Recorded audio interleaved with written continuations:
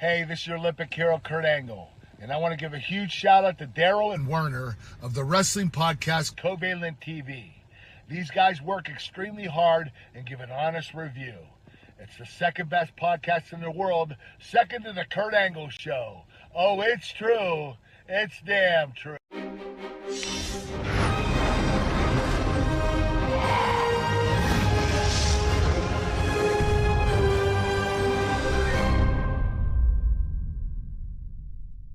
Hey Daryl, hey Warner, this is Thick Mama Pump, Jordan Grace, coming at you through a Snapchat filter because honestly, it's just easier this way for me, for you, and definitely for my self-esteem because I don't feel like putting on makeup right now, and you know how it is.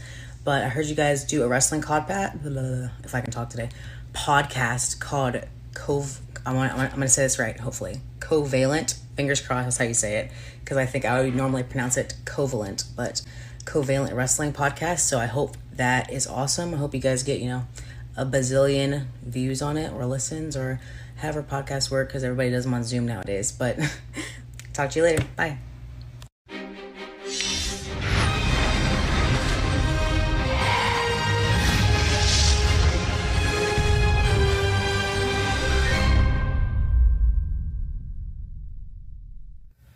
What's up, Daryl and Warner? This is the Swolverine, the effing machine, Mr. GMSI himself, Brian Cage. I mean, who better? You already know the answer to that question. And if you don't, that is nobody.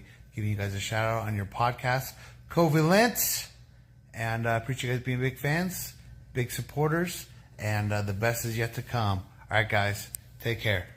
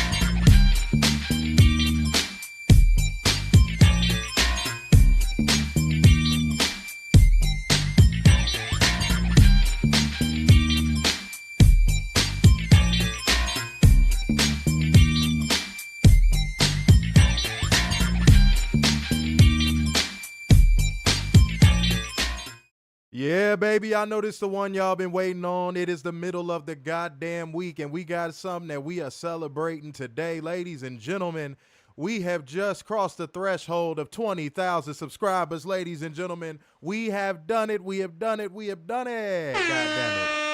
Bang, bang. Long time bang, coming, man. bang. You know what I'm saying? And had to start over a couple times. Shit gets crazy, but that's a part of doing this, man. If you ain't got the chops for it, then you just won't be here. There's a lot of people that don't have the talent, and they have way bigger followings, but we're not here to talk about them. We're here to talk about what your responsibility is. But before we get into what your responsibility is so we can grow to the next 20,000, welcome to your AEW Dynamite Live Review. This is your boy, Mr. Starksign. Big dub. What is going on, beautiful people? What is going on? 20K strong, man. Get y'all asses in here. Get in here and rock this out heavy. We know it is early. Y'all got to go ahead and get all snuggled in because y'all know y'all about to get a heaping heavy, hot dose of that real talk and that good work dropped right off at your front door. And if you want it, then you got to go ahead and do a Truth Seeker roll call real quick. Let's start off with that. Let's do a Truth Seeker roll call in this motherfucker, man. Let's see what y'all hitting on in this comment section early. And when you're done, doing your roll call as a Truth Seeker, I need you to be a part of that like gang, comment gang, share gang, and donation gang. Hit that motherfucking Cash App of that Streamlabs link. Support your boys. All that good stuff, man. Every little bit helps. Everything matters when you're watching this show. Unlike other shows where none of that shit matters because they don't even look at your little mark-ass comments. Not saying y'all comments are mark-ass, but you know what I mean. Sometimes there be some mark-ass comments. I'm not going to lie. Sometimes I catch y'all fanboying and fangirling, and I'm like, stop it. Cut that shit out. We don't need any fanboys and fangirls. We just need that good energy. All right, y'all know what we going to bring to the table. That's not even a motherfucking question, beautiful people. You're beautiful. All right. So we going to go ahead and bring y'all beautiful people the news, whole one special, accountable, and bring you facts, data, and statistics as we go, because that is just what we do. So let's not delay y'all any further, man. Let's go ahead and get into 10 news. Let go. So Triple H is now headlining the 2025 Hall of Fame from executive orders of Shawn Michaels and The Undertaker. Time to stroke the ego. Right? It's all about the ego and how you stroke it. Good God. All flipping, tap dancing, upside down trapeze backflip, mighty. Dude, I'm gonna throw Nick off the building, so don't just ignore that. I'm telling y'all the God's honest truth. If the Roman Empire was still around and Triple Nose existed within this empire, he would present himself in the middle of the Colosseum every show. There would be no lions. There would be no murdering going. It'd just be him standing in the middle of the Colosseum, just posing and saying, "Art thou ready?" Like, seriously, bro. And I said, "Art thou ready?" And I know people are gonna kill me. Well, he didn't induct himself. It was actually Shawn Michaels and Stephanie McMahon's idea. So shut up there, pal. Shut up, man. Okay, so let's play a game of have you ever? Let's play a game. Okay. So have you ever seen rumors or innuendo of a Triple H solo induction before he took over creative? No. Okay. First part of have you ever? Have you ever even heard people rumbling? No. About Triple H getting a solo induction? No. Okay. Look, I'm gonna keep playing have you ever, because I know people are gonna be like, Oh, shut up. It wasn't his idea. Hunter's the savior. I sound like Stephanie McMahon right there. But this is my last have you ever. I'm gonna take it easy on y'all tonight. Have you ever? This is just the most important part of it all. Have you ever heard anybody regard Triple H in the same breath as the true legends and GOATs of professional wrestling that weren't die-hard fans of him? Have you ever?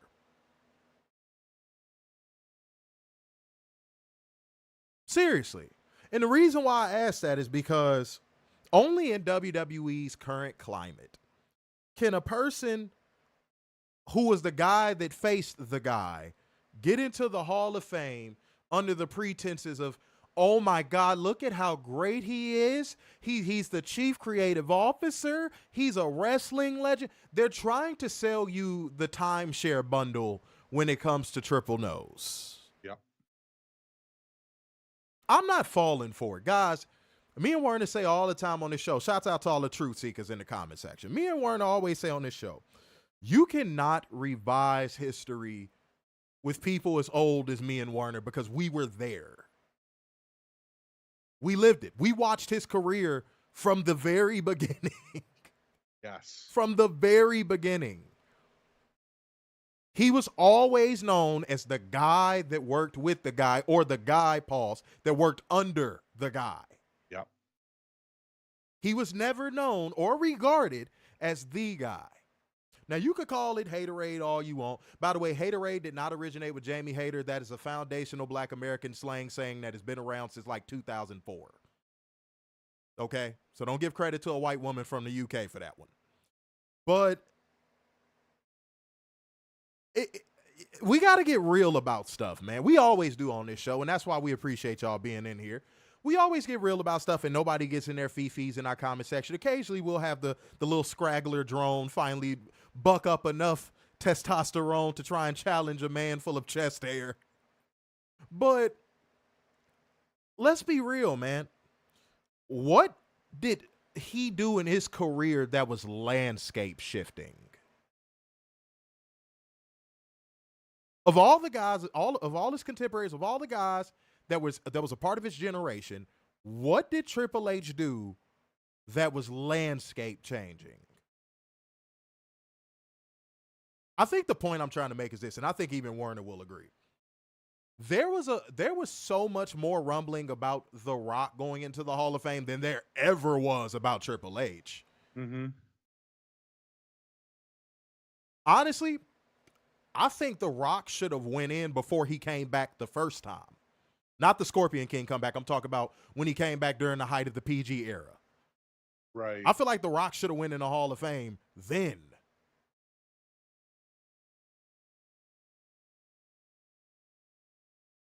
And I'm just being truthful, guys.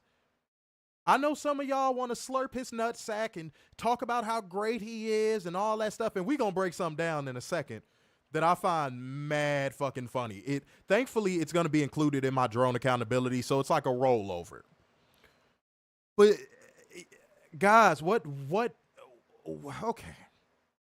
I guess because me and Werner lived to see his entire career, we find ourselves asking the question, too, not only of what did he do that was landscape shifting, but what did he do that shaped you as a fan of professional wrestling?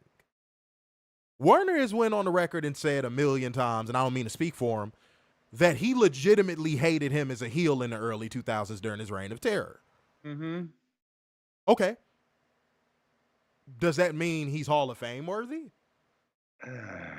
There's a lot of guys. I hated the Big Boss Man in the Attitude Era with a passion, with a burning passion. I don't know what it was about him. I hated him with a burning passion. So does that mean the Big Boss Man should have immediately went in the Hall of Fame because of that? No, it took him years after unfortunately he passed, but it took, I think it was like, didn't they put him in like a couple years after he passed? I want to say like 1 or 2 years after he passed. They didn't put him in long after he passed. I know that for sure. But yeah, like, I don't understand what people see in him. I don't. He joined the 2016 class. It took that fucking long? He died in 2004. It took that fucking long. That's why I said that, Werner. It took that fucking long? Seriously? You have a better argument for the Big Boss Man being in the Hall of Fame than you do Triple H. At least when the Big Boss Man was wrestling and he was active, wrestling was at a boom period, a real boom period. Mm-hmm. You see what I'm saying? Like, I could make a bigger argument for the Big Boss Man being in the Hall of Fame than I ever could for Triple H. What are we doing? And why did that take so long?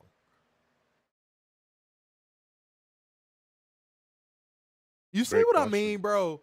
Yeah. This is that shit. Werner, this is that shit. I'm trying not to rant tonight, so I'm gonna hold off. But that's that shit I'm talking about with this company, dude. That I didn't know that. I could have sworn he got inducted in like 07 or 08. That's that shit. That's that shit. But Werner, give your comments on this, man. Talk to a player, man. Talk to me. I just because he actually did his job in being a heel doesn't warrant him being in the Hall of Fame. I mean, we could give countless examples of people just doing their job in wrestling and not being Hall of Fame worthy. And getting more over than him. Getting more over than him. I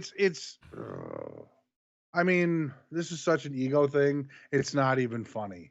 Dude, no. I mean, is this the only headliner they have Werner, that isn't in the Hall of Fame besides Dwayne? You can't say that, Werner. Remember, It wasn't his idea. You can't say that. You can't say that, Werner. I'm not buying that either. I'm not buying that shit. Dude, you couldn't sell me that shit if you put a bad bitch in front of it. Mm-hmm. You couldn't. I just got to get this off my nipples, okay? When it comes to the love affair with Paul, I don't see color Levesque, I need anybody who's a fan of him right now to come in this stream and tell me what makes you feel he is warranted. You know what? Here's how you know I'm not even being biased about it, even though everybody is technically biased in some way. That's something I'm going to stop saying. Everybody has a bias of some kind. Everything we do is a bias. Like the brand of product you buy, that's technically a bias. So I'm tired of saying bias because everybody's fucking biased. But here's how you know we're fair. I even posted the news when it initially came out with a picture of him and all of his accolades. Mm-hmm. Did I not? That's exactly what I did. And you know what I was thinking as I looked at it? And again, this is not coming from a place of hate. This is being fair. I looked at about,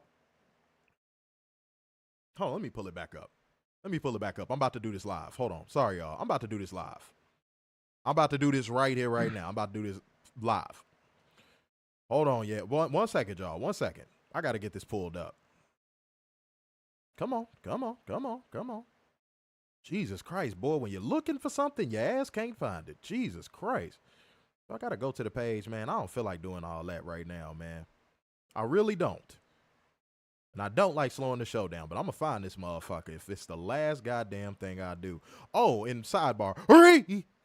You can't be doing that to me. You can't be doing that to me. We gonna have a discussion. We're going to have a discussion. A discussion? But fucking, I looked at, because, yeah, buddy. Yeah, I looked at all of these accolades and I said, would even 50% of these accolades even be here if he wasn't fucking the boss's daughter? That's not hate. That's real. That's real. Go look at, guys, it's on our Twitter. Go look at it. Ask yourself that question. You got to put things into perspective. You have to put art in front of yourself to see the bigger picture. No, that was a bar. Look at that picture. Hold on, Warner. Look at that picture and ask yourself, if he wasn't fucking the boss's daughter, would 50% of those accolades be there? Like, real, like for real. Not even playing, not on no bullshit, like dead ass. I know people said that a lot to him in promos and all that stuff, and it's material. No, I'm actually saying that and I mean it. Like, seriously, I mean it. Woody, in your mind, go look at it. Woody, but go ahead.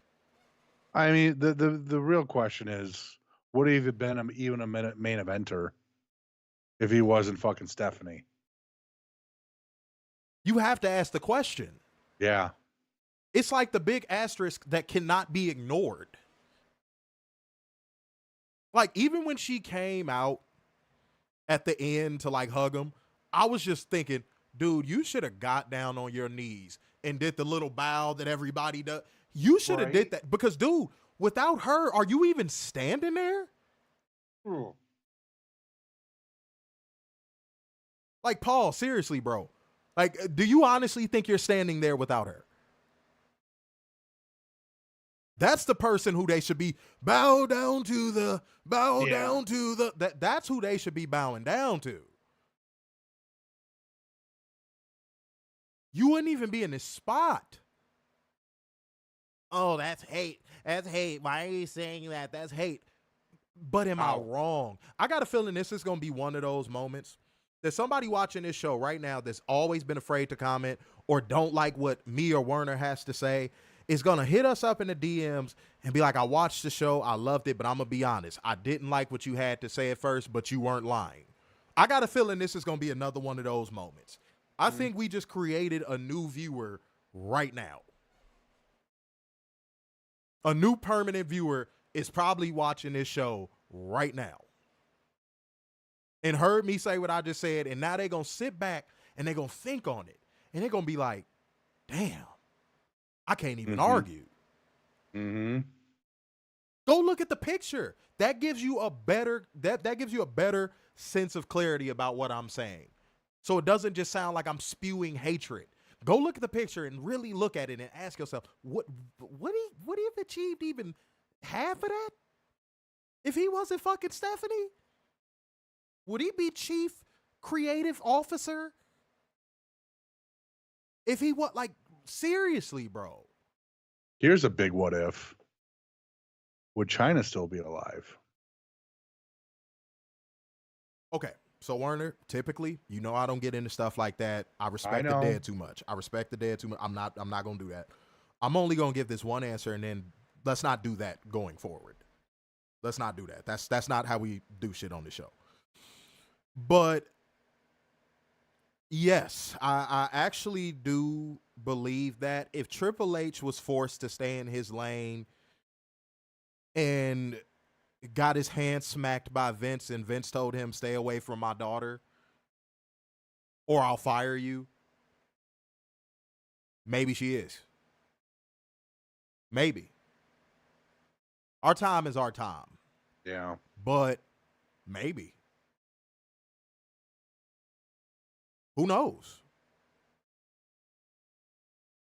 That's a what if, but those are the type of what ifs I don't like getting into because I don't know, man. It's one of those things where a person can come back and like spin that on you and try to make it seem like you were speaking ill of the dead, and like I just don't. That's why I just prefer to stay hands off with that type of stuff. I really fucking do. And if anybody is watching and calling me a hypocrite, say, you just brought up the big boss, man. That was in the context of talking about the Hall of Fame. That had nothing to do with his personal life. No. That had more to do with his professional career and me being shocked that he wasn't in sooner. So check yourself before you sit here and try and check me. Okay? And by the way, y'all need to check yourselves right now because y'all assholes are not finna sit in here for free, man. Scroll down and hit that damn like button, man. 22 people, and we only sitting at 13 likes. Y'all gonna stop fucking playing with us, dude. Scroll down and hit that thumbs up, man. This is not a game. We need all that algorithmic goodness, and the only way we gonna get it is if y'all fucking engage. If y'all don't want to do that, cool, we'll stop reading comments. All right, we'll just pretend y'all ass ain't even here. Y'all want to act like y'all not here on our like button? We'll act like y'all not here in that comment section. Respectfully, of course. But people that we got to get into that we only want to have the most disrespectful discourse possible about these people because they deserve to be exiled into their own little island. Guys, if you know what portion of the show is coming up, go ahead and drop that bang in the comment section. But even if you don't, because you are new, you watching us for the first time, I'm going to tell every single one of you bastards anyway. It is time for us to hold one special accountable. It is time for drone accountability. Let go. I'm actually going to forego mine. Oh, shit. Oh, we got a mini rant incoming. What's going on? Well, vent your frustrations. The masturbation in the coaching office at night isn't working. Oh, shut up. The therapy has to come when you're live in front of the camera, not when it comes from your penis. Go ahead, Werner. Shut up. Go ahead. Okay. I gave you the free and clear, and that's how you going to do me. Sorry. All right, I see what's going on. All right, so today, Asuka's been tweeting, and apparently she has had a stalker. Oh, God, not this. Oh, man. I know. We have to have this conversation again. We got to. Leave these wrestlers a fucking alone. They don't love you. They don't know you. They don't want to fuck you. They don't want to fuck you. They don't want to give you money.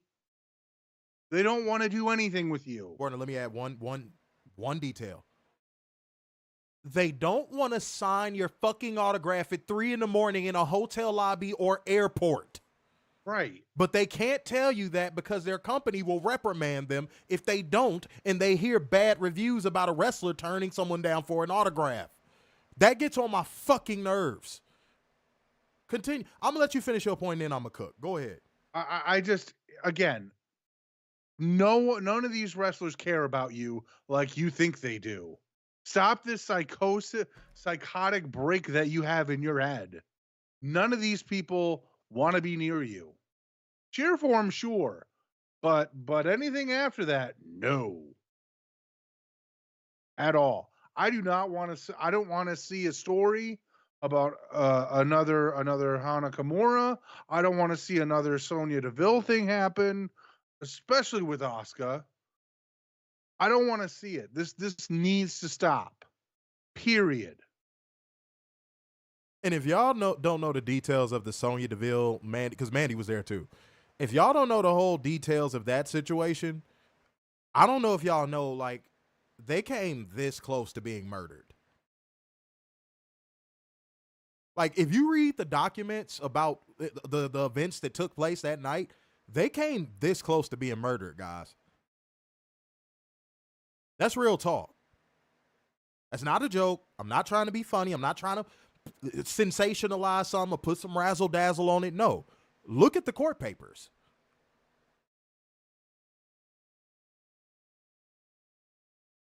Werner, were you done? I'm sorry. Yeah. I'm just, I didn't want to cut you off. I'm just like, I got to cook on this. Because it's just frustrating. Okay, so Werner, this is not a streak I am proud of. This is not a streak I am proud of whatsoever. For every year that we have done this show, we have had to give this speech. I know, and it's ridiculous. Like, process that. I think, no, it was 2023. It was 2023, for sure. 2023, we had to give it 2 times. Mm-hmm. 2. But every year that we have been doing this show, we have had to, there's been some incident, something crazy, something wild, something outlandish that has just happened to the point of where we got to be like, guys, control your fucking self. Now, Seek help. I'm gonna give a behind the real life version of this. I'm not gonna give a behind the curtain because there's nothing fake about this shit. Okay, let me make that very clear. I can't tell you how many times I've been hanging around my wrestler friends after a show, before a show, at a convention, after the convention, during the convention. I can't tell you how many stories I have just from when we've been doing this show alone, where I've seen fans do some of the most disrespectful, psychopath, just absolutely insane shit. I'm going to leave the wrestler's name out of this, but they know who they are. If they're watching the show tonight, I know they watched Monday's show, they told me. So if you're watching tonight, I'm gonna leave your name out, but I'm gonna tell the story just so y'all get a grasp of how bad this is and how comfortable these motherfuckers feel enough to even act this way. Okay? So peep this. I was working, I'm not gonna say the name of the person, but I have to say the name of the event for context. I was working a women's wrestling army event. Weren't you familiar? I did media for them multiple times. Yep. Maria, thank you for the opportunity. I appreciate you. Maria just was amazing. Amazing. Made sure we got enough content. Maria is just the best. Mike, shouts out to you as well.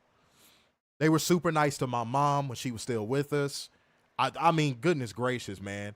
Sat down and played slots with my mom. Just amazing. Just amazing people. So I always take the opportunity to shout them out. Was at a women's wrestling army event. And the event, when I say, guys, the event had just fucking ended. Like, I'm talking about the lights, the house lights just came on. Now, where we were was the historic wrestling venue, the Berwyn Eagles Club here in Chicago. We were at the Berwyn Eagles Club. I bullshit you not. I'm sorry, guys. I'm getting mad all over again, so let me just calm down. I'm getting mad all over again. So I was there doing media with a wrestler, friend of mine. And the house lights just came on. I was going back towards the backstage area. The backstage area was basically where the bar was, and then the upstairs were where the ladies were changing and all that stuff. Obviously, I didn't go up there out of respect. I'm not a fucking chick, so I'm not gonna go up there and it's just weird, creep stuff. Never did that. But thank God this wasn't the day my mom was there, because if it was, I would have. All right, let me calm down. But let me calm down. So we're standing in the back talking. Now, this wrestler I will shout out because she wasn't directly involved in the story. I was talking with Gia Scott. She's a wrestler out of Maryland, if I'm not mistaken. Shouts out to her. She's a sweetheart, very humble. She's like a sponge. So we were chopping up game, and most of the ladies' talent had already changed. They were downstairs in the bar, kicking it, after the show, shit, just kicking it, relaxing, standing around talking before they hit the road. And it was like, I want to say it was 3 guys. They walked through the entranceway curtain because the entranceway curtain connected to the little bar area where everybody, well, that was like the gorilla. They walked through the curtain back into the bar area where everybody was and just stood around and was asking these girls for pictures and walking around and trying to go upstairs and all types of stuff until like one of the women's wrestlers was like, yo, do y'all know these dudes? And and like everybody was on high alert. Everybody was like, what the fuck is going on around here?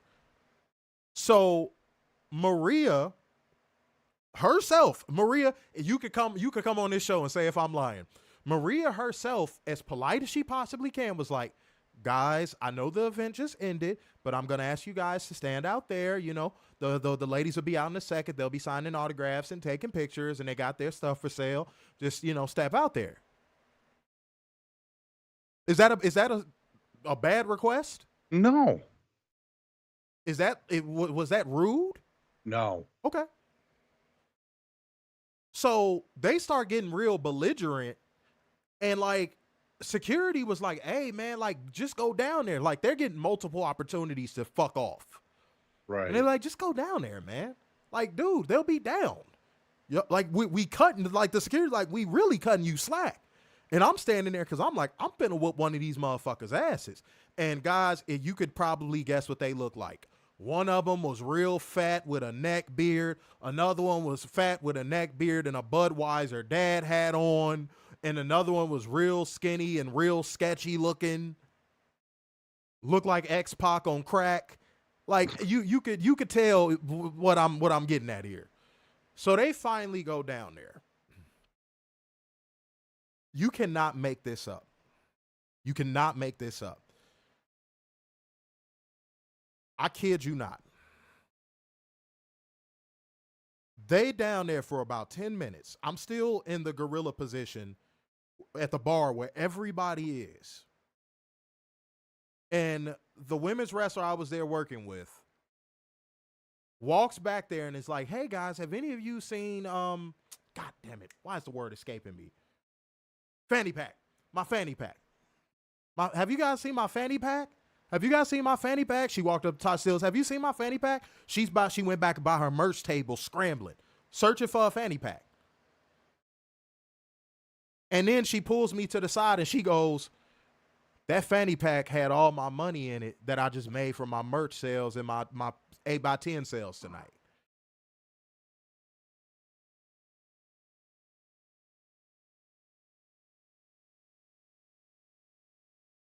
Y'all, my mom came there the next day, and I'm so glad we got to share that moment. I'm so glad she got to see me do media before she passed. If my mom would have been there that day, unfortunately, she would have been crying because I would have beat the shit out of somebody in front of her. My mom has never seen me beat the shit out of somebody in front of her. So Maria basically was like, she got so mad that she ended up like yelling at the wrong people on accident. It was an accident. And everybody was like, Maria, it's okay. It's okay. It wasn't them. And she laughed a little bit because Maria was pissed. Because like people was looking for motherfuckers to fight. But everybody who was back there in Gorilla knew it was them motherfuckers. This is a great example of why wrestlers don't like speaking to y'all outside of conventions, signing autographs outside of, assigned appearances. I could keep going on and on and on and on. I got way more stories like this. I got worse stories than that. But if you didn't get the moral of that story, they were scoping out who was back there so they can go back towards where the merch stands were to rob all of the women. Ain't that some shit? So imagine what a crazed wrestling fan would do if they caught a women's wrestler by herself walking down the street to the Walgreens to get something before she goes to bed for that night. See, that's the shit I think about.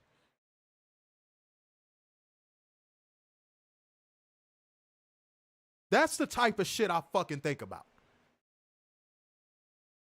Because I don't have kids, but I know someday I'm going to have a daughter. And if anybody ever acted that way, even around her, they better hope that I'm having a good day. Because even if I'm having a good day, I'm beating shit down their fucking leg. So the only way that this could be remedied, the only way that this can be truly cured is treating these wrestlers like human fucking beings. I get it. You see them on TV. You're excited. Guys, I'm finna go to Indianapolis. I'm sure as soon as I pull up, because I'm getting there early, Saturday, like early. I would have went Friday, but I'm not missing nothing.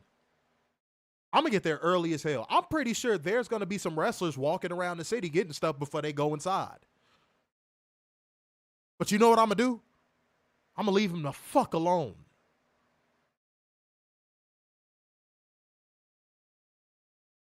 Why does Asuka have to tweet that? And if you're watching our show right now and you're offended, go, oh, well, it's not directly affecting you. Why are you white knighting? And this ain't white knighting. This is a human being issue. You fucking piece of shit. Leave people alone. Seriously. Speaking of my mom, one of the best lessons she ever taught me, and Ma, thank you every day for it. Miss you. I thank her every day for it. She say, I know someday you're going to be around celebrities, Daryl. Remember one thing. Treat them like they just like you. Just a human being. Right before me and her went to go work on the set of Prison Break, first episode, pilot episode, I got to find the timestamp, but you could see my mom walking across the screen. My mom taught me before we went there, Daryl, treat them like human beings. And I was a kid. Well, what most people would consider a kid. I wasn't like a kid. I wasn't like 5. You get what I'm saying?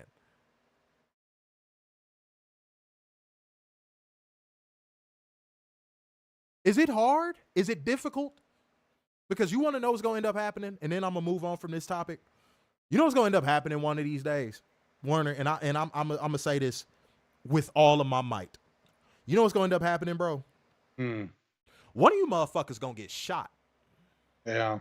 One of you motherfuckers going to get hurt bad. One of you motherfuckers might get killed.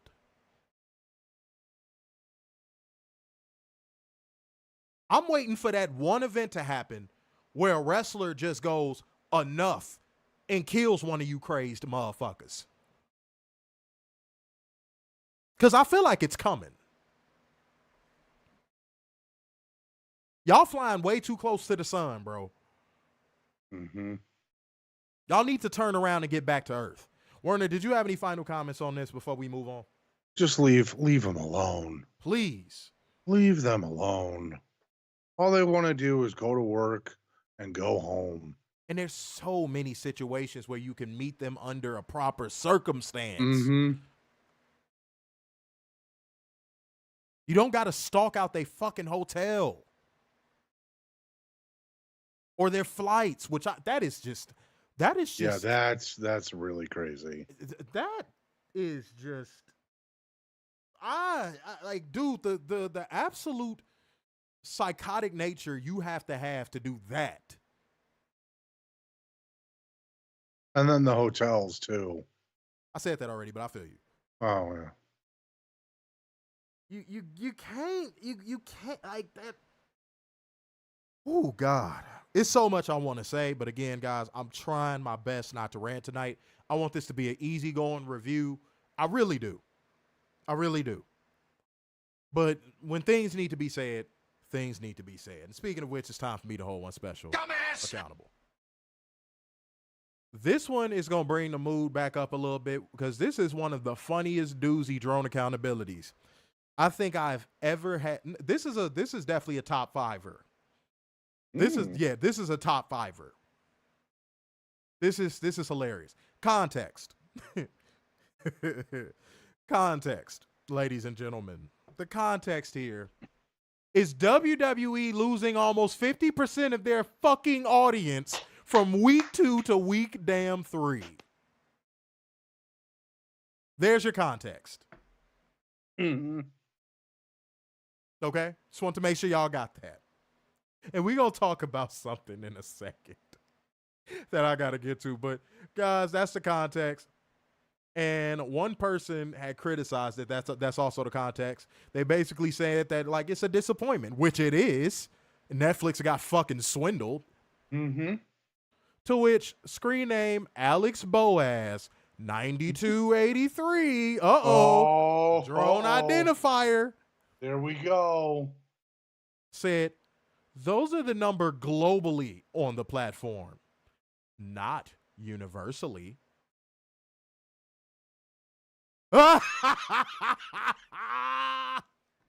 So when did the Jupiter's numbers come in? Are we waiting on Pluto? What would?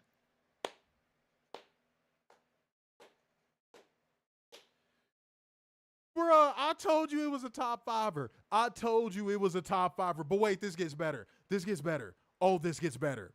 One person was like, what does universally mean? And this motherfucker had the nerve to say, Google it. Oh my God. What a lazy.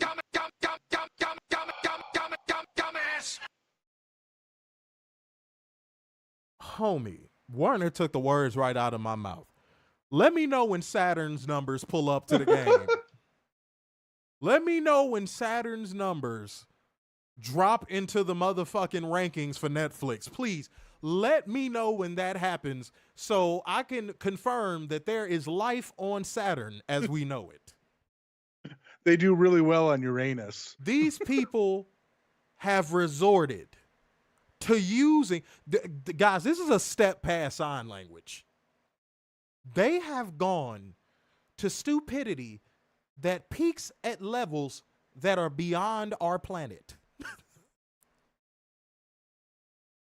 This motherfucker said, those are the numbers globally, not universally.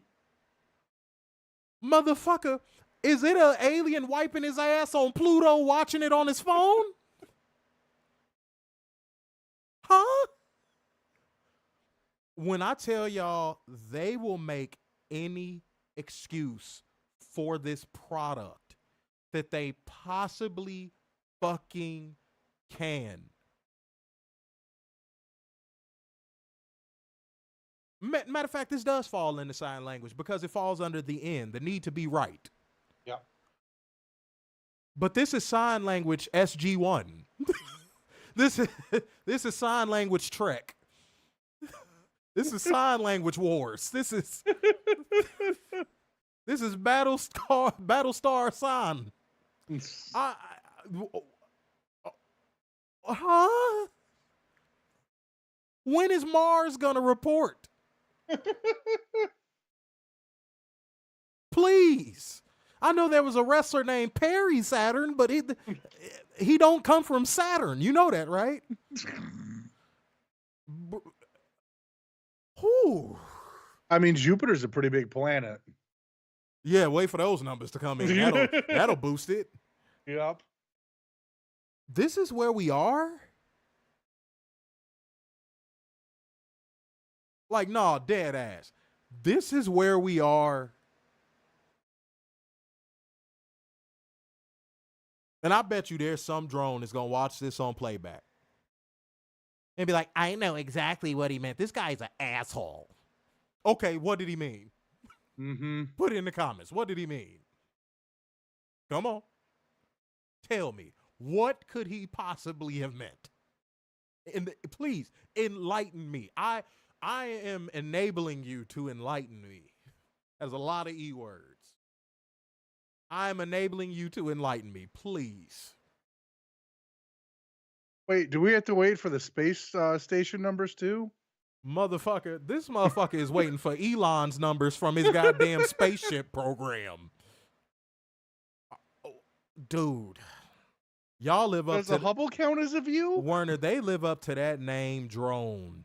Oh. Almost to a literal definition in this case. I'm waiting for the sun's number. Yeah, you gonna be waiting a minute. I heard it got burnt up in a fire. Yeah. Wow. I told y'all that was a top fiver. Wow. This what we doing? Okay. All right. Fair. But I'm not done. Hold on, Warren. I'm not done. I'm not done. I was gonna forego my drone accountability, but that one was a top fiver. I couldn't pass that one up. But wait. I'm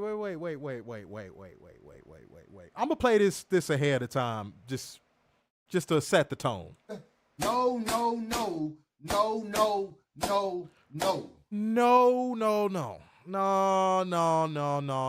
Warren, I got a gripe, man. I got a gripe. I'm about to go ahead and enlighten y'all with a tale of what your ass not finna do. Let me tell you what you not finna do. So Raw got that horrible bunk ass number, correct? Yep. We not finna do this now. Drones. We not finna do this. Y'all not on no part of this planet or waiting for those numbers universally. Not on no planet. Are you motherfuckers now finna say and use the talking point, oh, the reason why the number is so low is because wrestling is a niche product these days. No. Can't say that. No, you cannot say that. No. Warner, I'm going to give you one chance to get this right. If you fuck it up, I'm going to say it. Why out of all people can WWE fans not say that? Because Paul Heyman said they are driving the culture space right now.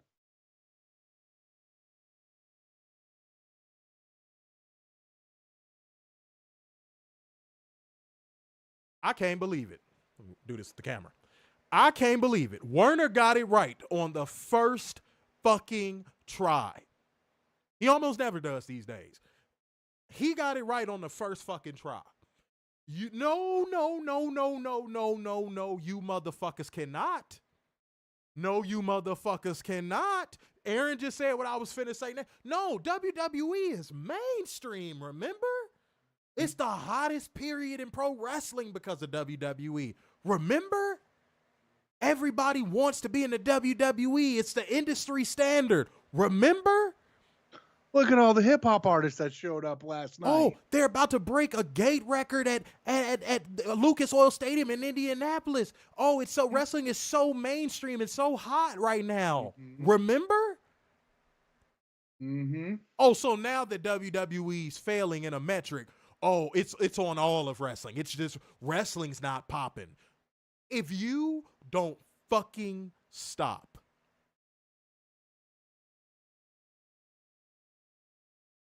No. No. Hell no. No. If there's a fan base that does not get to get that one off, it's you motherfuckers. Mm-hmm.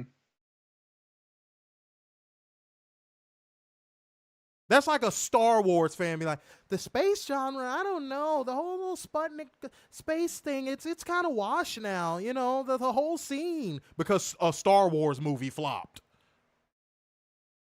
No, the Star Wars movie flopped. Not the genre. That's something I'm sorry. Now, that is something I will get into a debate in the comment section over. That's something I'm not going to allow you motherfuckers to do. No. Hell no. Especially when you got the fucking Penguin running around here talking about some wrestling is mainstream and drives the culture. Mm-hmm. Yeah, maybe into the fucking Grand Canyon. For fuck's sake, your most over act is using a fucking catchphrase from 2015. Really? Really? Paul, really? Homie. Homie, you can't be serious. You can't be serious.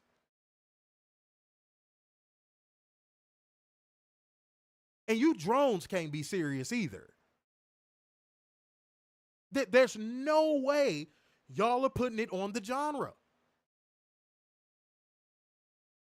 Oh, so if WWE's failing, everybody's failing. No. And that's why, Warren, I can't believe I'm running this back this soon. That's why I feel like this company needs to die. Mm-hmm. I've said this before. That right there is why I feel like this company needs to die. You know why? Because if WWE died, takes like that would die. Thinking like that would die. Narratives like that would die. Almost instantly. And the genre would you know what would be the most beautiful part of WWE dying? The entire genre of professional wrestling banding together to make it mean something again. Yeah. It would become a collective effort to make pro wrestling mean something again. Mm-hmm. Everybody would be working with each other. Some promotions might try to fight over the remaining fallen WWE scraps, but the problem is those promotions would die. Because everybody would be working together to get the genre back on the map. Mm-hmm.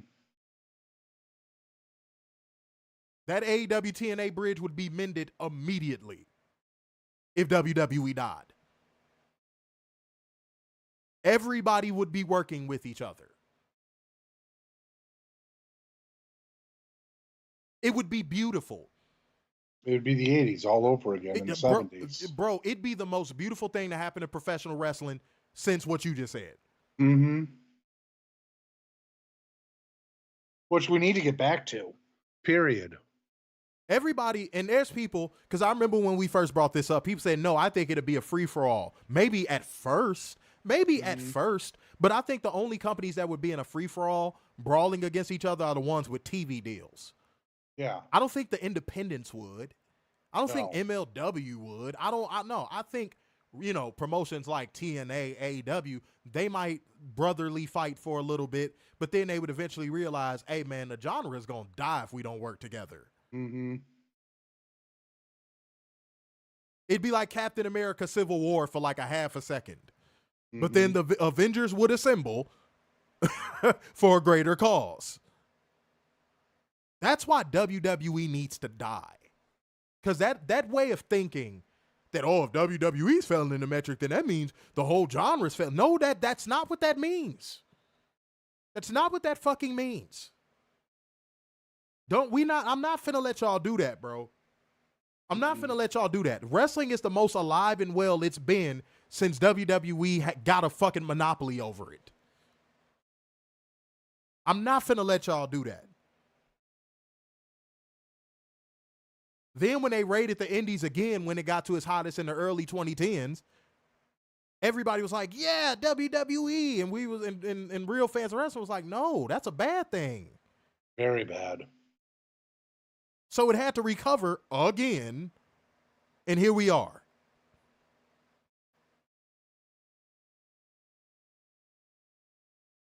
And all those people that WWE snapped up just to get them off of the indies or Ring of Honor, where they at? Some of them in AEW. Most of them are buried in the undercard in WWE.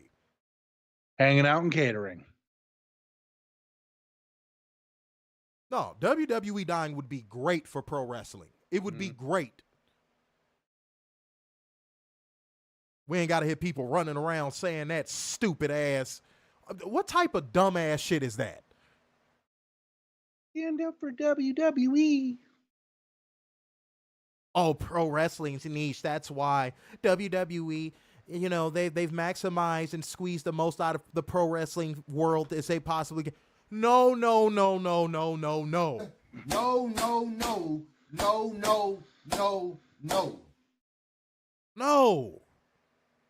They squeezed the most out of y'all. Mm-hmm. Y'all twerking on it and sitting and spinning. Nobody outside of that WWE bubble is doing what y'all doing.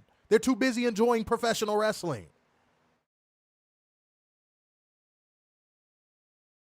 Only y'all can be price gouged down to the goddamn tonsils and beg for more.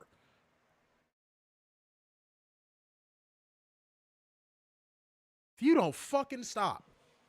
Warner, that pissed me off so bad when I saw that bullshit, man. Dude, that shit pissed me off, bro, because I saw that literally right after I saw that Paul Heyman story. Yeah.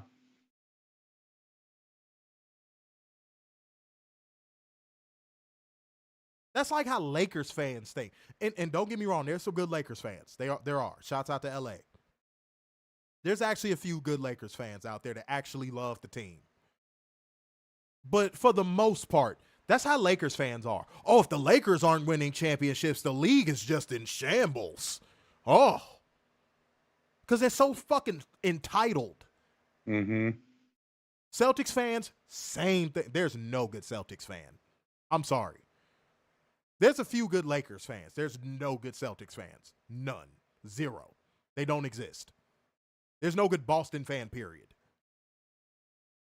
Matter of fact, there's just no good Boston. Let's just do that. There's no good city of Boston. The best thing to come out of Boston was New Edition, goddammit. And Mercedes. Hi, Mercedes. But, dude.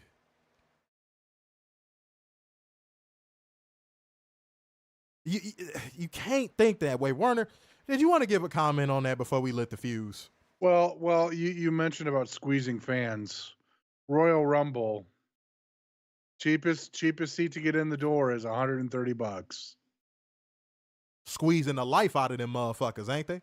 And that's the 600 section. As I said, squeezing the life out of them motherfuckers, ain't they? They squeezing the oxygen out y'all damn lungs.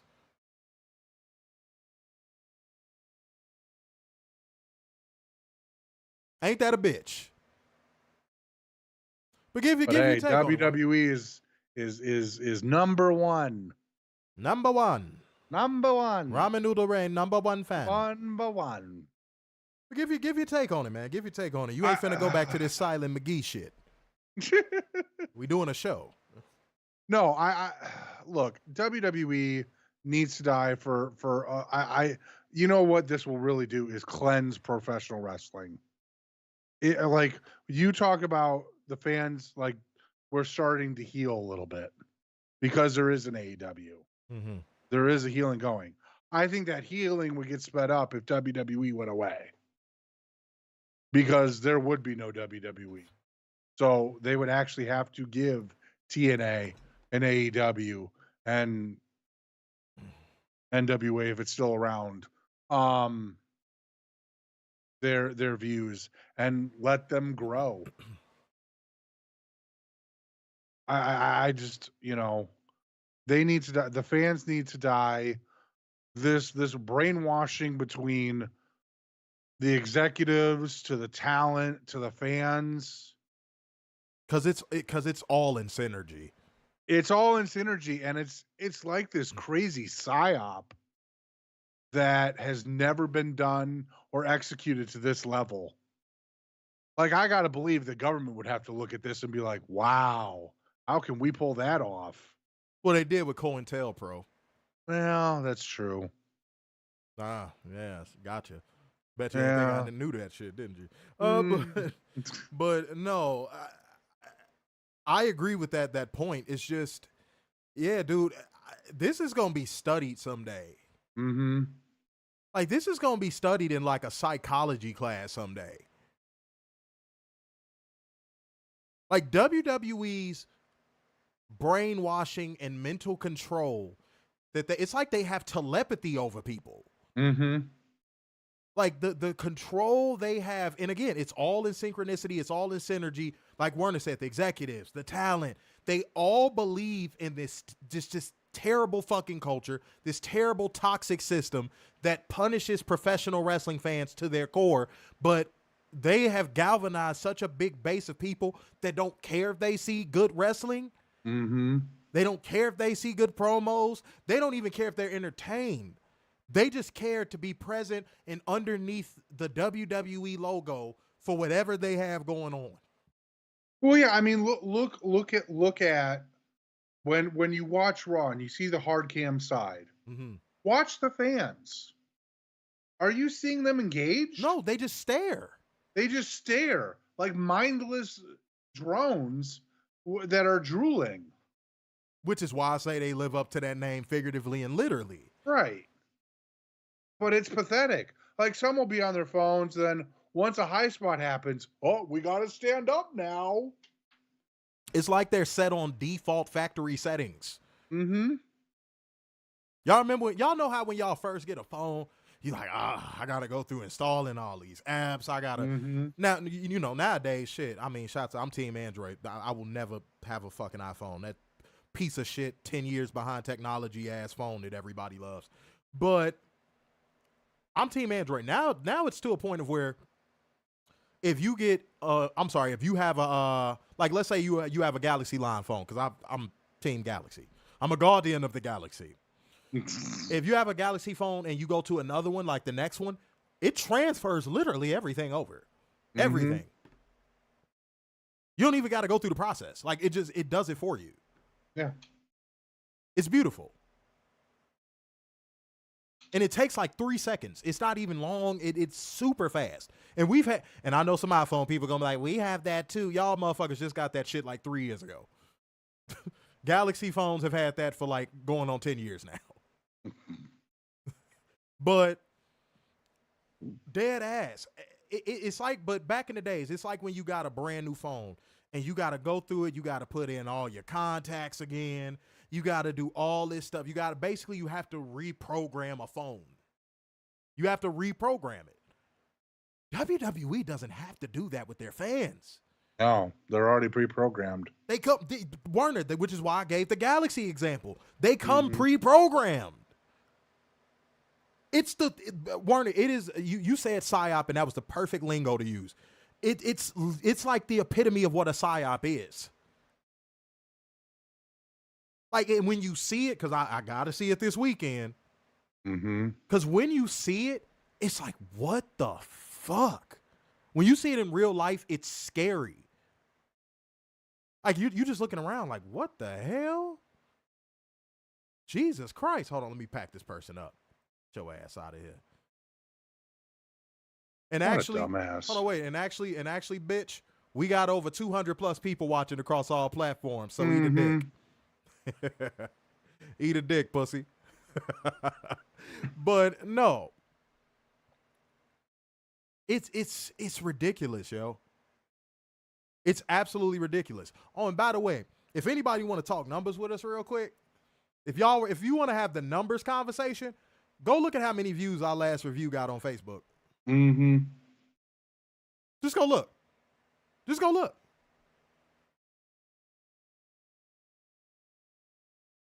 Ooh. Sting a little bit, don't it? Sting a little bit, don't it? Ugh. Hold on, I'm gonna go check right now. You know, Werner, let me take a second. I'm gonna check right now. It might have changed since I last looked. Hold on. Let me maybe it went down a few thousand. I don't know. Let's see. Miguel says WWE has been controlling fans since they had the Thunderdome. It's been before the Thunderdome. No, wait. No, I got it right. Yeah, our last review from Monday, whoever you were, random guy, 12.3K, homie. 12,000 views. You don't want to talk numbers. Our playback gang is real strong on Facebook. You don't want to talk numbers, homie. It's a few motherfuckers that I didn't talk to and all that stuff, and I'm like, do you really want to go to numbers? Do you really want to go to numbers? But we'll still get more views than you. Yeah, I've had this conversation before. Do you want to go to numbers? I know what this is. Did you try to start a podcast and nobody listened to you? You didn't have people in the comment section and you got all mad and you like, I'm going to find a podcast with some live viewers that aren't to my liking. I'm just going to shit on them because I failed. Yeah. Is that what it is? Are you projecting? Thousands of people watch us weekly, homie. Thousands. I'm talking about enough to fill up arenas. Put that in perspective. Hold on. Since motherfuckers want to play the numbers game, hold on. Hold on. Hold on.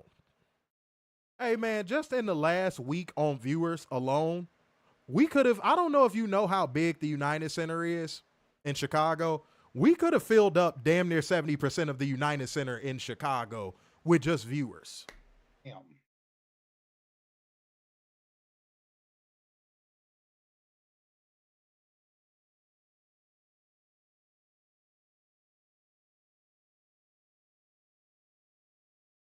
But with that being said, and being done with all of the people projecting their failure onto us, it's time for us to light the fuse. Bring the boom. Dynamite. God, man. Haters never prosper, boy. No. It's not worth it. It's not worth No, it. it really isn't. Just go get you some ass or something. Whichever ass you prefer. Just go get you some ass, man. It's going to be all right, bro. You gonna get that podcast and you gonna get them next time. You gonna get them next time, God damn it. Shit. Man, look at them with all these commenters. I don't see none on Facebook, though. Motherfucker, we got over damn near 300 people watching us live right now, asshole. Okay, real quick. There's 32 people watching us right now. Oh, y'all playing. Stop playing with the like button. Y'all, now that I won't accept. 32 people. Hey, scroll down and hit that thumbs up, man. Scroll down and hit that thumbs up. Show people like whoever that bitch-ass motherfucker was that we really in this building for real, for real. Mm-hmm. All right? Oh, man, that was a good time. That was a good time. Okay. Hold on, wait a minute. I'm trying to pack that motherfucker up. Where's that person at? I'm going to get you gone for, like forever. Hold on 1 second. Talk to the people real quick. Don't start the show because you that type to do some weird shit like that. Jason Durham said, my whole house loves you guys. Much love. Hey, we got a family liking us. Family. No, it's all love. Okay. Well, I'll find your comment after the damn stream and I'll pack you up. Yeah, you ain't no skin off my back. Okay. I'm going to read a couple comments before we get into the show because I ain't going to lie. Motherfuckers was dropping off that good work at y'all front doorstep and I almost forgot to read a few comments, goddammit. But you know what? Before we do anything, hit that like button, hit that share button, continue to comment, and also come through the Cash App or the Streamlabs link, hit us off. You know what I'm saying? Get us right, man. Get us right. God damn. And as Aaron said, the like button is free. Twas it is. Mm-hmm. All right. Said since Vince bought WCW in 2001, let's see what we got. Said Jerome got all up in his field. It happens. It happens. It happens. Oh, the new commenter. My bad. The 444 talk. There we go. Repetitive product, great marketing. Great marketing, I will agree with 1,000%. And I don't even agree with it to an extent of like in a positive way, though. I don't agree. It's almost like if I show you a picture of a burger 100 times. This is like marketing 101 if you don't know this 444 talk. If I show you a picture of a burger 100 times and it's different burgers each time. When you walk out of that building, you may not immediately want a burger, but by the time you get home or you're getting ready to go to bed, guess what you're going to have a craving for? A burger. And if it's not that night, it's going to be the very next day. That's marketing 101. Hence why you see commercials over and over. Hence why a lot of people know Whopper, Whopper, Triple Whopper, Whopper. That's marketing 101. So I wouldn't even call it great marketing. Actually, I would just call it repetitive marketing. Like how you said repetitive product, I would say repetitive marketing. They constantly tell you they're the greatest thing since sliced bread to the point of where people have started to believe it. They've told you they're the industry standard so much and they're the major league so much that people have started to believe it. It's like you have a structured settlement, but you need cash now. This motherfucker trying to be funny and ain't saying shit the whole stream. You got to earn the right to try to be funny on this stream, Warner. You gotta say more than a couple words. You gets no laughs, bitch. All right, but fucking. They try so hard. Man, you got so far, but in the end, it doesn't even matter. All right. Hi, Gabriella. I'm sorry you had to see that. Sorry you had to see that. I don't like whipping out my belt on camera, but I had to do it. Hold on, who is this? Who is this? Okay, damn. Why y'all waiting till I get on my stream to blow my phone up? Shit. All right. Shouts out to we got a burger gang in the building. I see burgers. Oh. All right, go ahead, but drop the burger emojis in the building then. Okay, all right, shit. Okay, all right. What's going on, y'all? What's going on? How y'all doing? How y'all doing? All right. Said Cody's fans attach the so-called success of WWE to Cody. Yeah, he's the quarterback. No one ever in the world thinks Cody is a quarterback of anything. Get the fuck out of here, bro. Said, when do these people get to the point and say, fuck WWE, we're tired of their shit? Sooner rather than later. Hopefully. Sooner rather than later. In my opinion. I mean, all you got to do is look at the Netflix numbers. Mm-hmm. Yes. Shouts out to all the truth seekers. Yes, indeed. Yes. Yes, indeed. Let me see what we got. Said since Black Saturday when Vince destroyed the territories. That's another thing that we could do a whole stream about, but we ain't doing it right now. Mm-mm. I see my New Orleans folks in here. Shouts. I love New Orleans. Mm-hmm. I love New Orleans, boy. I love it. I'm glad I found someone else who believes WWE should go out of business. I'm no longer alone. Yeah, as we said, it would just be good. It would be good for professional wrestling as a whole. Mm-hmm. It just would. The pros would far outweigh the cons. Let me see what we got. Plus, you'd actually have to see WWE wrestlers actually wrestle. And a lot of them would fail out. Mm-hmm. You want to know a person who's made a gimmick out of it, and it's not a diss to him. It's not a diss to him. It's not. Because he's a good guy in person. He's a good guy. I've actually got to be around him in this, that, and the third. This ain't a diss song. It's a real song. You want to know a person who has actually made a gimmick out of it? I want to see if anybody guesses this. Warner, don't say shit. I want to see if anybody guesses this. There's a wrestler who made a gimmick out of what Warner just said. And he's active right now. He made a whole gimmick out of it. I give him credit. You got to give credit where credit is due. Get these guesses in. Said, hey, you can sell a comb to a bald motherfucker if you tell them what they want to hear. Yeah, man. Dude, I know marketing and sales almost better than anybody. Me and Werner both worked a sales job together. He saw my numbers. I know sales better than anybody. So, yeah, I'm telling you right now, bro. Yeah, if you show that bald motherfucker a comb enough times and you tell him, hey, man, if you keep combing this comb through your head, you might get some hair growth. Guess what that bald motherfucker gonna do? Buy that comb. But you got to tell him enough times for him to believe it. That's the key. No, I'm not talking about somebody in WWE. No, what did y'all not hear what Werner just said? Werner just said these wrestlers would be forced to work outside of WWE. And then I said, yeah, most of them would be exposed. Mm-hmm. And I said, there's a wrestler outside of WWE who made a gimmick out of that. And again, I'm not dissing this man. I'm not dissing him. At least right now. It's true. No, it's true. No, it's true. What I'm saying is facts. I think even he would agree with me. He made a whole gimmick out of it.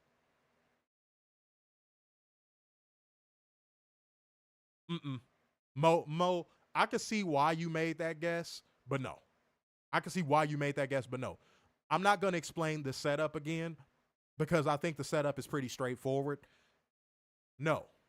What? Mustafa? No. Are you insane? No, I'm not even saying that because that's my boy, but no. Hell no. No. No. Type of shit is that? But he said, shout out from SoCal, huge Laker fan, but one of the good ones. Oh, well, salute to you. There we go. Yeah, that's what I'm saying. It's some decent Laker fans. Nick Nimitz, damn, y'all are so far off the beaten path. God damn. Yeah, I think the closest that anybody got was Mo. Damn. Jesus Christ. Okay, shit. All right.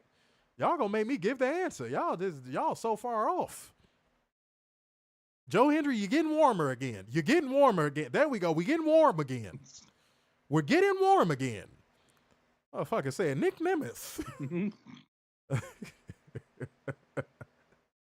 He's had some great matches. It's just the shit that they have him doing. It's his book. Like, that is the thing that has plagued him his entire career, his booking. Jibble. What matches Jibble wrestled? What matches good old Jibble wrestled outside of WWE? God damn, man. Y'all not even close. I'm going to have to say it. AJ Francis. Oh. There we go. Yeah. Catherine got it right as I said it. Catherine got it right as I said it. Mm-hmm. Right as I said it. He made a whole gimmick out of it. Mm-hmm. Yeah, he made a whole gimmick out of it. Everybody going, oh, yeah, like, how did y'all not put two and two together with that one? Like, he made a whole, y'all don't remember the whole flop dollar thing? Y'all just conveniently forgot about that, huh?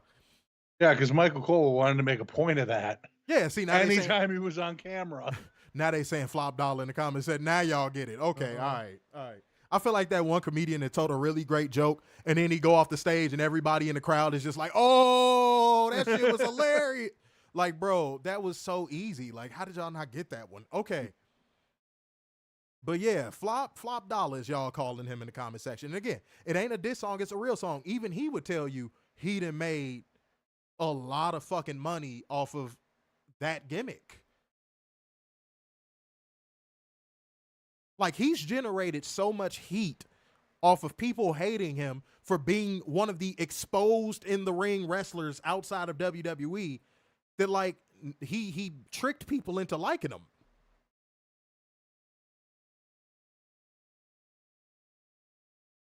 Ain't that something? So take a second to realize how dope that would be if all these WWE wrestlers had to go out and prove it where they should have been proving it. And who's to say they don't make a gimmick out of it? So yeah, I'm shocked y'all didn't get that one, man. Normally y'all truth seekers, man. Normally y'all on the ball, but y'all ain't. I'm shocked y'all ain't get that one. That's diabolical work. I don't know how to feel about that. Y'all slipping in the kitchen, man. We gonna have to put some grip tape on y'all motherfucking shoes, man. God damn. That dude almost killed himself on the top rope. 444 Talk said reverse psychology. Yeah, he reverse psychology everyone into liking him. Mm-hmm. Like the same people that claim to hate him, when he comes out at indie shows, they boo him. And then guess whose merch table has a line? Him. So again, that's why I said I'm not dissing him. That's not a diss at all. Yeah, no, that's facts plus tax. He'll even say it. He'll even be like, yeah, they boo me, but shit, they be in my merch table buying my shit up. Said, I got up to get up early. I sent the donation in honor of CovalentTV. Did you send it to the right place? Yeah. Let me check the cash app. Hold on. Oh, he came through with this schmackaroo saying for the honor. That's what I'm talking about, man. God damn it. We coming through, man. Donation gang in the building. All our truth seekers. Bang, bang. All right, bang, man. We lighting the fuse, bang, man. We can run through this show, honestly. Mm-hmm. All right. The show is right into the action. We got Brian Cage versus Willith Ospreay the third. And guys, they put on a mini cheat code as expected. I'm going to tell you something that really shocked me about these two. Their chemistry, man, you would have thought they've wrestled each other like 10 times before. But then again, is this a first time matchup? Is it? Ooh. But let me tell you something.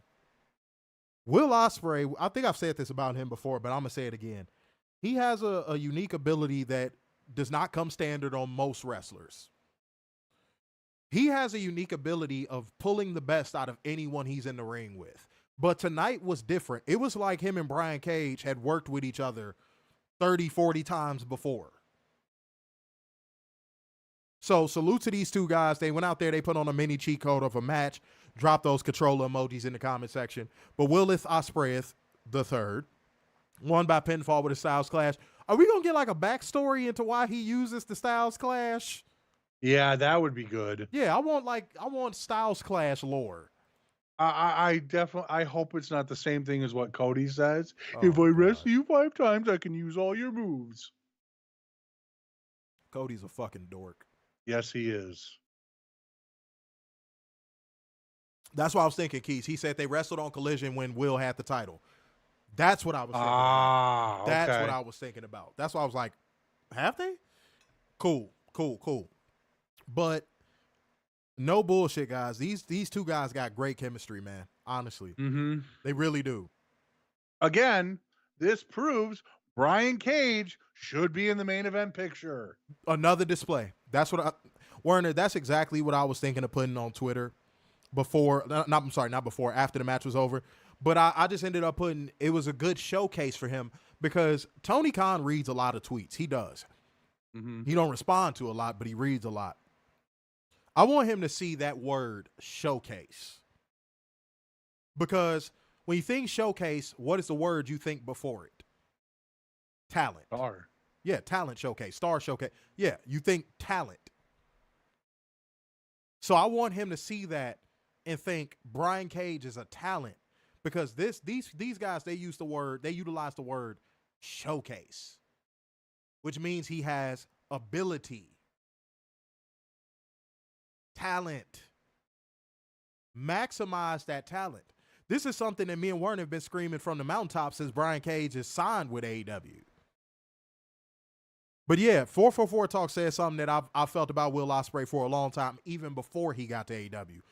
Said he's this generation's plug-and-play guy. He is.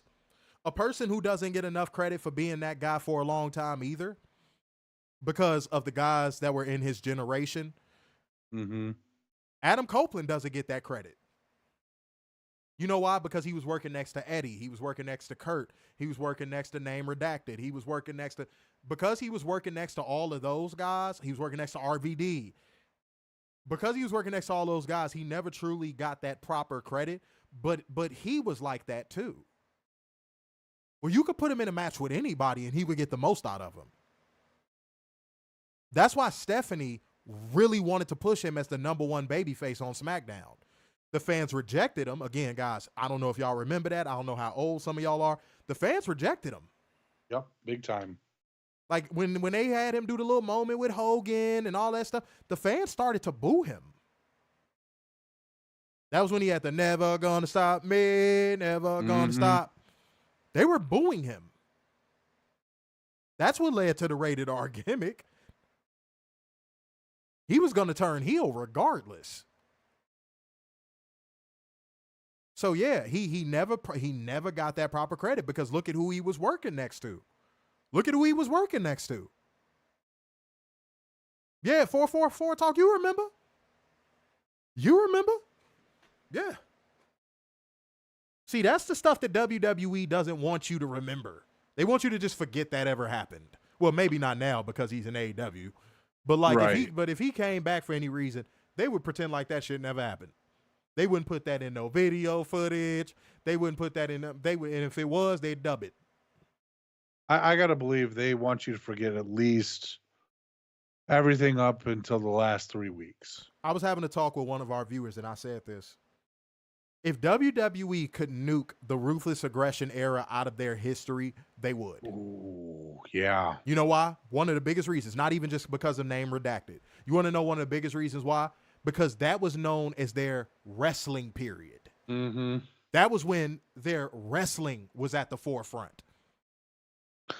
Yeah, how dare they have wrestling on a wrestling show? Yeah, that was when the wrestling was just so good in WWE. Like it was can't miss. It was can't miss.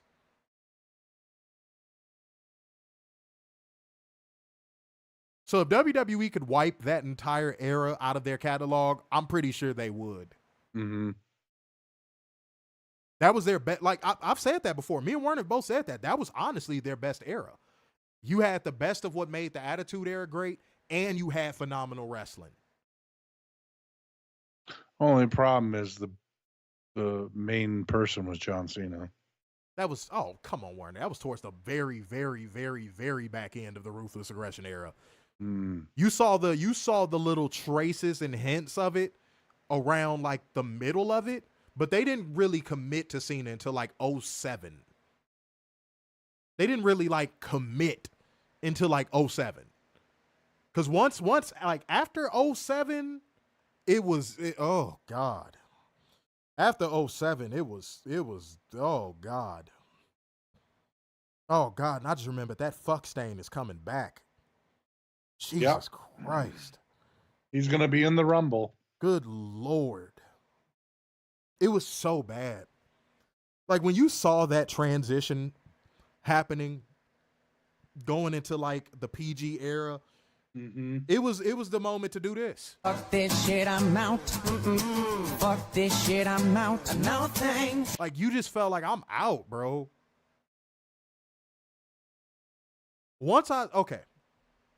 I've never told anybody my breaking point moment with the WWE product. Ever. I've never said it on stream. I've always said the year. I've never said the moment. My breaking point moment was actually because I had stopped. I told y'all the year I stopped. I stopped right before CM Punk had his rise and all that. And then I came back when the Shield storyline happened. So like I missed a lot. Anything from like 07 until like 2010, I want to say. Well, no, 2011 actually. Yeah, late 2010, early 2011. I missed it. But it was a breaking point moment because, guys, it was a little moment in the night, as I like to call it, where I tried to get back into it. I was like, I'm going to watch it. I'm going to give it a try. It's PG now. It might be lame, but let me give it another try. This is the moment where I said, no, I think I'm good. There was an episode where John Cena had spray painted on the hood of JBL's car. JBL is poopy. Yeah.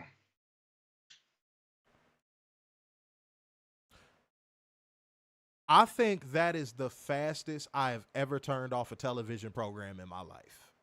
I literally cut it on to see JBL is poopy. That was me giving it another try. I was like, man, let me see, man. Like maybe I gave up too soon. When I saw that, I said, nope, I made the right choice. And I did not watch again until early Shield.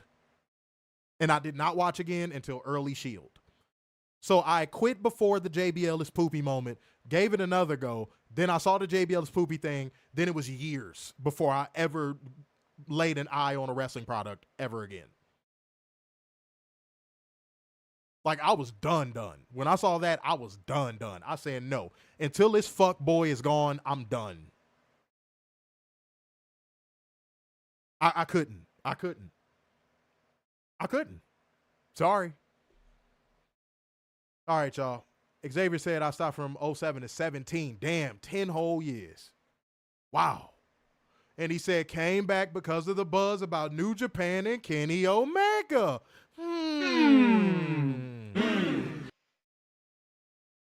You know what, Xavier? I'm glad you watching this show, man. Welcome to the Truth Seekers. Y'all are all the Truth Seekers. We have broken down how WWE rode the wave of that specific time period. They mooched off of that specific moment in wrestling to regain their momentum. We broke that down in depth. I don't know how many of our reviews you've seen, but we have broken that down in depth before. So I remember that and basically stopped watching wrestling until AEW. Yeah, a lot of y'all quit during the Cena era. Said the only reason why I started watching wrestling is because of Shield. Yeah, dude, I came back because the beginning of that Shield program was executed very well. I was like, oh, now I can get into this.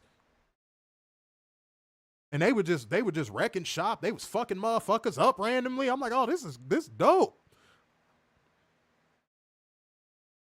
Yeah, man. And then once you realize Roman Reigns was the guy that Vince, then it was like, shit, I got tricked.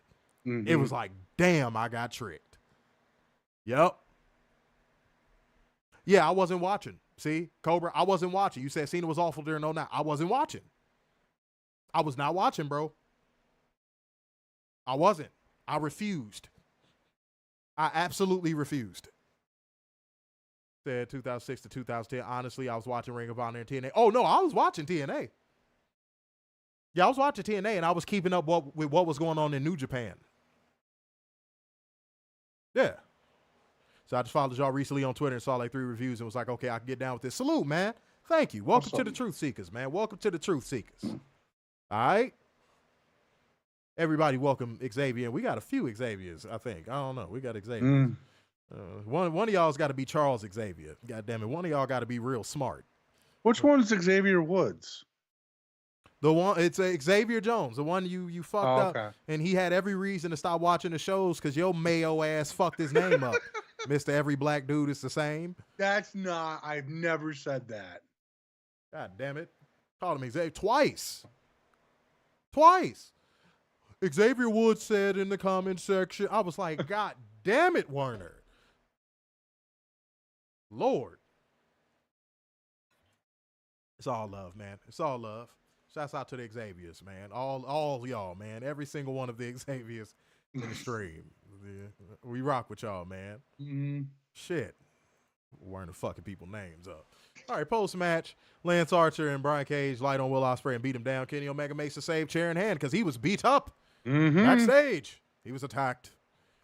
But basically, they hit stereo tombstone pile drivers on Fletcher. I'm sorry, not on Fletcher. From Fletcher and Takeshita on Kenny Omega and whatever. The other guy. Willith Ospreay the third. I forgot the motherfucker's name. But at least I didn't call him a name he wasn't. That's true. All right, then. There you go. And the Don Callis family stand tall. They're building up to that match properly. I will say that. The story progression we're getting towards that match is actually pretty decent. All right, commentary hypes up the rest of tonight's show. Backstage, Renee Salmon Croquette is waiting outside of Swerve Strickland's door when Hangman Adam Page rolls up, opening doors. She asks for comment. He refuses. He runs into Njif and runs off, leaving Njif to complain to Renee Salmon Croquette. He ignores her at first and blames the ADD before saying tonight he's going to prove his words aren't just beautiful poetry, but prophecy. And tonight, Werner's favorite wrestler, Jeff Jarrett, is going to have to fight half man, half horse Claudio Castagnoli, and he's going to have a new offer for Jarrett, and it's going to be his last ride for the last outlaw. Try it. This is such a very WWE promo. I knew Werner was going to have something to say. That's why I didn't say that. It's not even funny.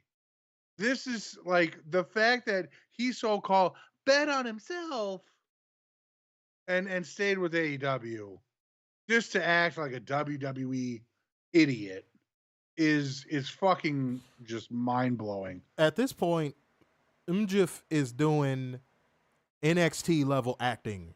Yeah. Like it's so bad, dude.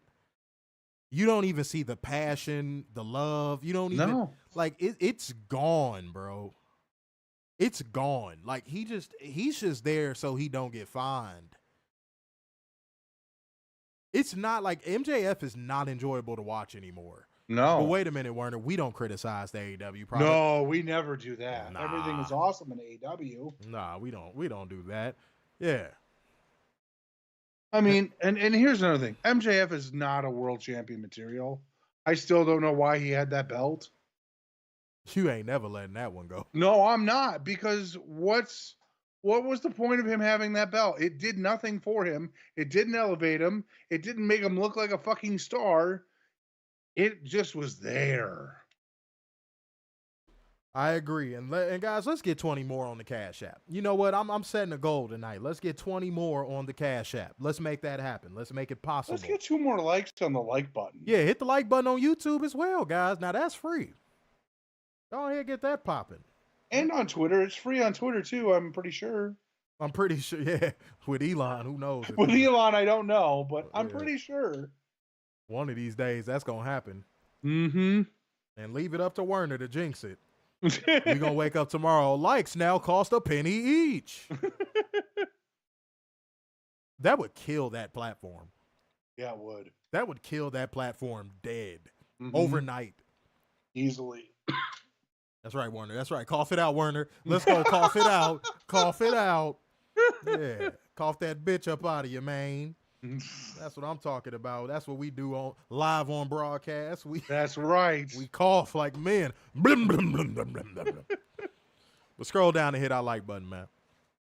That the mistake was allowing heel MJF to placate the positive reactions in the crowd of the crowd. Yeah, you know what's so crazy about that? Me and Werner have said that before. Yeah. Werner would rant about that. He'd be like, "Why is he acting like a fucking baby face? I don't get it." He sounded like Jerry Seinfeld.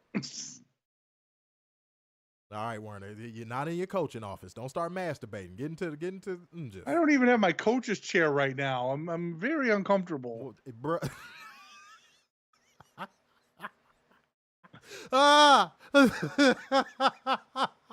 Hey, nah. Hey, hold on, y'all, real quick. Hey, time out. Offsides, clip it. 3 seconds in the key. Hold on. Wait. Warner. I go to let my chick in, and I'm crying. Hold on. I go to let my chick in, and fucking Warner sends me a man. I'm like, what the fuck? I'm like, is he good, man? I look at my phone.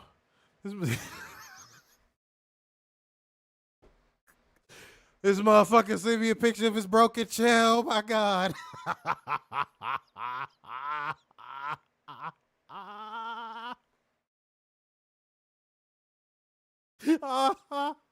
Oh God.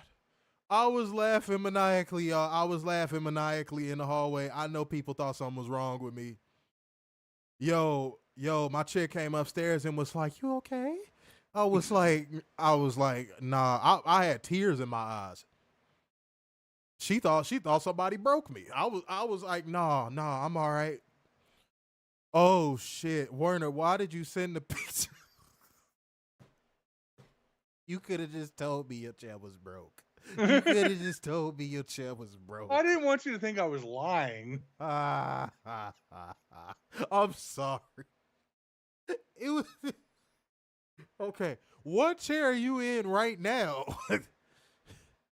One that I'm surprised is not broken. Let's just put it that way. It's very uncomfortable.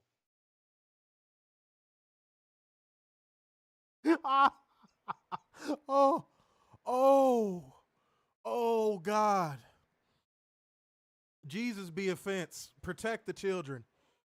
Oh God, I'm laughing. My chair gonna break midstream because I'm laughing. Let me stop laughing.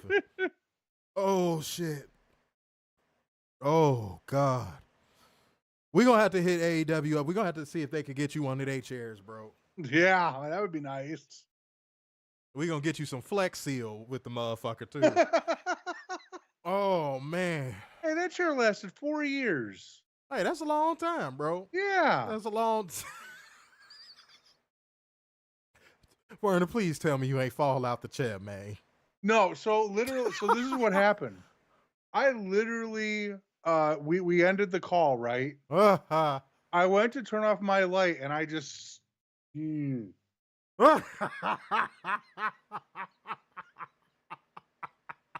Oh shit.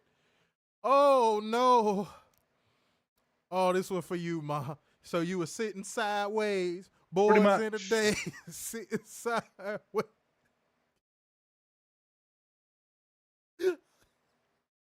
You gonna have to do the show. I'm crying. Why are you crying? That shit's so fucking funny.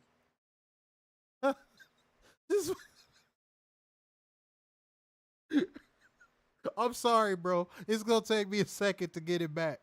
Just please do the show. Do the show. All right, up next we go to a pre-recorded segment from Powerhouse Hobbs, who said he was unable to be cleared to travel to Dynamite. Oh. But him and Big Bill are gonna go to hell. Yeah, hell. Whatever that means, they're gonna go to hell. That's right, Warner. They're gonna go straight to hell. They're gonna go straight to hell. God damn. Now, of course, my WWE mind thinks, oh, they're gonna do a Hell in a Cell match. Shit. Yep, Hell in a Cell. Yep. Yep. God is good, y'all. I don't know if y'all know how good God is, but he's good. He is good.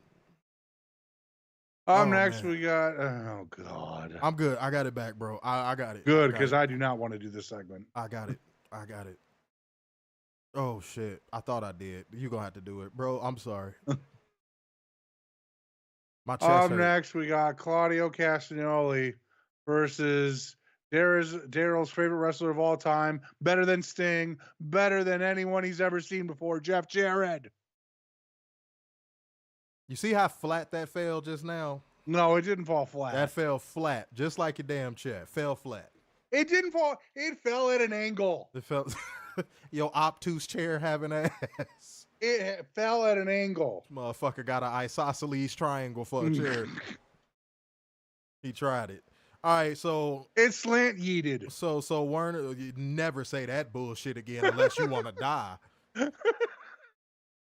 I'm shocked you didn't spontaneously combust in the pudding after saying that shit, I'm motherfucker. surprised too. Good Lord. WWE sponsored pudding. See, you can't do the material. Look here, AA Ron. You can't do it. The material just falls flat. You just can't do it, man. It's all right. I appreciate it though. Gabriella said, chair said no. That's funny. That's funny. You good chair, yeet. Me, watch this. Yeet. Okay. But no, Werner's Hall of Fame wrestler, Jeff Jarrett, the person that he would have designated to break the Undertaker streak. Never in a million fucking years. Never in a million fucking years? Never in a million. That's a lot of fucking. A million fucking years? That's a lot of fucking, bro. I don't think that much fuck. Werner, I swear to God. It's not going to stop moving, bro. I swear to God. It's so uncomfortable. It's so uncomfortable. Werner, I swear to God. Werner, I swear. Stop moving in that chair, bro. It hurts so if bad. you fall, bro, if I see legs go in the air, homie. No, legs won't go in the air. If I see toes facing the ceiling, homie. That's not going to happen. Bro, the show is going to have to go off because I'm never going to be able to get it back. Don't move, bro. I can't. It hurts so much. Pause. Oh, God. Hey, why are you saying like that? Pause. It hurt like... It's like digging into me. Don't say it to me like that. I can't move. It hurts so much. Whoa. Hey, sir, is that chair rainbow colored? No. Damn. Hey, yo, relax. Damn, leave that to Gabriella. Let her talk about how much it hurts when she sits on it. Shit. Sir, all right, man. He got jealous for a second. Gabriella's not the only one that could sit and spin. Oh, shut up. Just don't move, Werner. Okay, please. I'm trying. I'm trying to help you out here, man. All right, but we got Claudio versus Jeff Jarrett in a match that went way too goddamn long. Thank you. Holy fucking shit. Why was Jeff Jarrett booked like prime Bret Hart in this fucking match? This makes Claudio look super weak. It did. No, I agree. It did. This was, no, Tony, no, hell no. No. Absolutely not. And then it was like WWE-esque style finish. It was so much interference. Mm-hmm. You had Wheeler Muppet. You had motherfucking John Moxley. You had all types of shit. You had him hit 2 neutralizers and one didn't even land flush. Jeff Jarrett was scared to take it. It was pause, by the way. Pause. It was all bad, dude. This was not good. This was not good. Tony, bro. We don't need Superman Jeff Jarrett booking. Now, Werner be reaching most of the time when it comes to Jeff Jarrett. I will say that, but this time, no. It was not a reach. No, this sucked. This was not good. Booking-wise, match pacing-wise, this was just not good. This is time that you could be affording to either better matches on the card or a different match altogether. Yep. Imagine if you would have gave Willith Ospreay III and Brian Cage this match's time. Ooh. That's what you used to do. Yeah.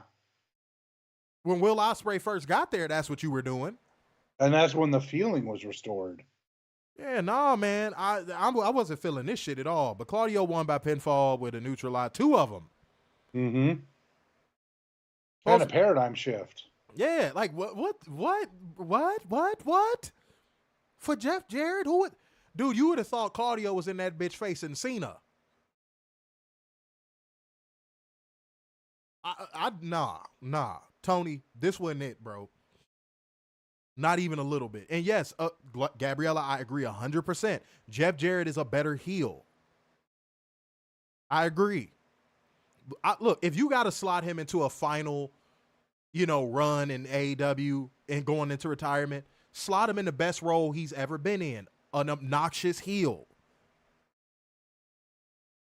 You know the best place for him to be is? Oh, God. Here we go. In the office where he was originally signed. Don't move, though. I'm not moving. Don't move. Please. I'm not moving. Warner, toes to ceiling. Toes to ceiling. If I see toes to ceiling. You're not going to see toes to ceiling. I swear. That would my table would go. I'm going to have to go to the hospital if I see toes to damn ceiling. I'm just letting you know right now. I'm telling you, bro. Okay. I'm sorry. Bro, I just randomly thought about that time we was doing the stream, y'all. I don't know how many of y'all were here for this, bro. This was one of the funniest moments in CovalentTV history. Bruh, Warner was Warner was cooking. Warner was actually getting some dope ass points across. And he had took a second, and I was starting to chime in. And just as I start to chime in, Warner's camera goes to like a side angle. And I was like, oh shit, Warner got the Kevin Samuel set up? He got the multiple cameras? Bruh, that is the most I have ever lost it on the show. It took me like a solid 15 minutes to get it back. Mm-hmm. That was the funniest shit I've ever seen. It just randomly went to a side shot. I was like, oh, Warner, you got the multiple angles hooked?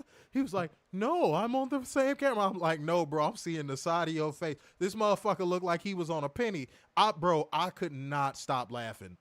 It was the funniest shit. If I could remember what review that was, I will find it. I could not stop laughing. And Warner, what did you die at? I can't remember now. Oh, yeah, that's right. He's not like most guys. Yeah. This motherfucker, Warner almost died on stream, y'all. Yeah, that was bad. I think that's up. I think that's on the page. Is it? Yeah, I think I posted that clip on the page. Yeah, Warner almost, we almost lost him, y'all. Mm-hmm. We almost lost him. He was red and everything. I was hurting for a week after that. I was hurting for a week. But if I see toes to ceiling, that will be the last. That will be the last show we ever do, because it would be R.I.P. me after that. So Warner, for the love of God, don't move. I got to keep circulation in my legs. Fuck it, let him go to sleep. I can't. I don't want them cut off. I can't bear it, bro. I can't bear it. I would not be able to bear it. I'm sorry. All right, y'all. I'm sorry. I forgot the whole format of the show, y'all. I'm sorry. Like, gang, comment, gang, share, gang, and donation, gang. Come on through, man. Hit our like button over on YouTube, man. Show the necessary love and all that good stuff. Stop playing around with your boys, man. We dropping off that good content at your front door. So the least you can do is show us the love back, man. Where is the love, the love, the love? People killing, people dying. That's my shit. All right. Are you ready? But MJF would attack Jeff Jarrett after the match. All right, whatever. Boring. He says he respects his elders, and that's why he's not going to say he told him so. And he drops the mic on Jarrett's unconscious body, and he walks away, and we go to break. All right. After commercial, we get Renee Salmon Croquette interviewing Richard O'Shea. He's glad that Swerve is prohibited from interfering tonight under pain of losing his match next week, but he's going to say further commentary for a sit-down on Saturday, and right now he's going to go take care of the situation. He didn't even do it right this week. That motherfucker said, I was like, oh, okay. We got Assault Rifle Fox going against Richard O'Shea, and Richard O'Shea won by pinfall with a vertigo. I won't say this was a cheat code or a mini cheat code. It was a decent match. It progressed the story because after the match, Swerve Strickland will rush down to beat the shiznit out of Richard O'Shea, the very first moment he's allowed to, throwing him into the steel steps. The camera shot of Swerve pulling Ricochet out of the ring was something out of a horror movie, and I loved it. It was funny. Yeah, that was great. But Richard O'Shea runs away, brandishing the scissors for a standoff. He was holding AR Fox at fucking scissor point. I'm going to get you. I'm going to get you. Yeah, no, Mo, that was a great shot. Oh, you think it was a mini Chico? It was a decent match. It was missing an extra 5 to 7 minutes for me to call it a mini Chico. 5 to 7 minutes that you could have took off of that Jeff Jarrett versus fucking Claudio match. Tony, he's not Sting. Good Lord. It's like somebody needs to tell him that. Like, dude, he's not Sting. At all. Legend, sure. Because a lot of y'all got to the weekly steel chair. You got to thank him for fucking TNA. But like, dude, no, he's not. He's no. Said when AEW miss AEW fans criticize. See, here's the thing. Our show has gotten this bad rap of motherfuckers thinking that we only criticize WWE and we're so negative about WWE and we don't criticize AEW. And we have debunked that. Pardon me. We've debunked that so many times. Like so many times. All right. Said this match had just less than a minute more than the Jarrett match. Really? No. That's absolutely insane. Wow. That's insane. Okay. All right, hit that like button, y'all. Hit that like button. Cool. All right, Chris Jericho did his New York minute. I don't even care to talk about what he said. I really don't. No one cares. He's plugging some fucking movie that nobody's going to watch. No. Whatever. Jay White won by pinfall with the Blade Runner on Willa Yuta. I'm going to be honest. Jay White had been on a good run of pretty good matches. This one, I'm going to be honest. I didn't really like this match. You know, I kind of want to blame Wheeler for this. I don't think this was on Jay. No, I didn't say it was on Jay. I just don't think it was a good match. It wasn't up to the Jay White standard. Right. Like, Jay White looked like just a guy in this match. And when does Jay White ever look like just a guy in that ring? Very, very rarely. Yeah, so I don't want to see the Death Riders become a booking crutch for Tony Khan. It's looking like it, though. Like how the Bloodline is a booking crutch for WWE. I don't want to see the Death Riders become a booking crutch for Tony Khan. I really don't. Because this seemed like it has so much potential. Please, Tony, don't do that shit, bro. But yeah, Jay White picked up the win. All right, man. All right, okay. Post-match, he hits another Blade Runner for good measure. Up for a third, but here comes Moxley and Marina Shafir's old fine ass. I'm like, goddamn, you dirty bitch, you dirty bitch, you dirty bitch. Mox up on the apron, Claudio attacks her from behind. Pause.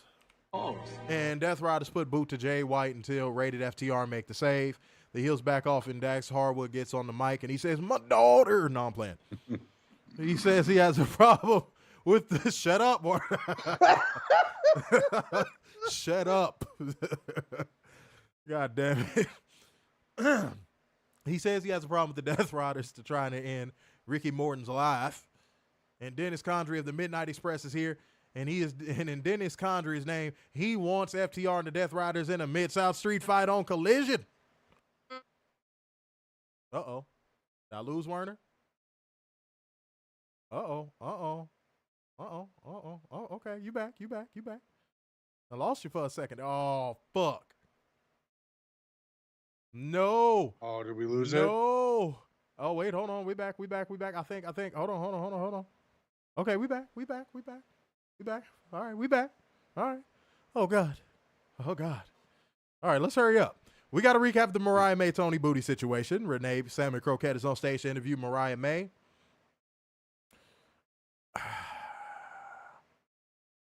Mariah May wants to change the first letter of Huntsville to a C.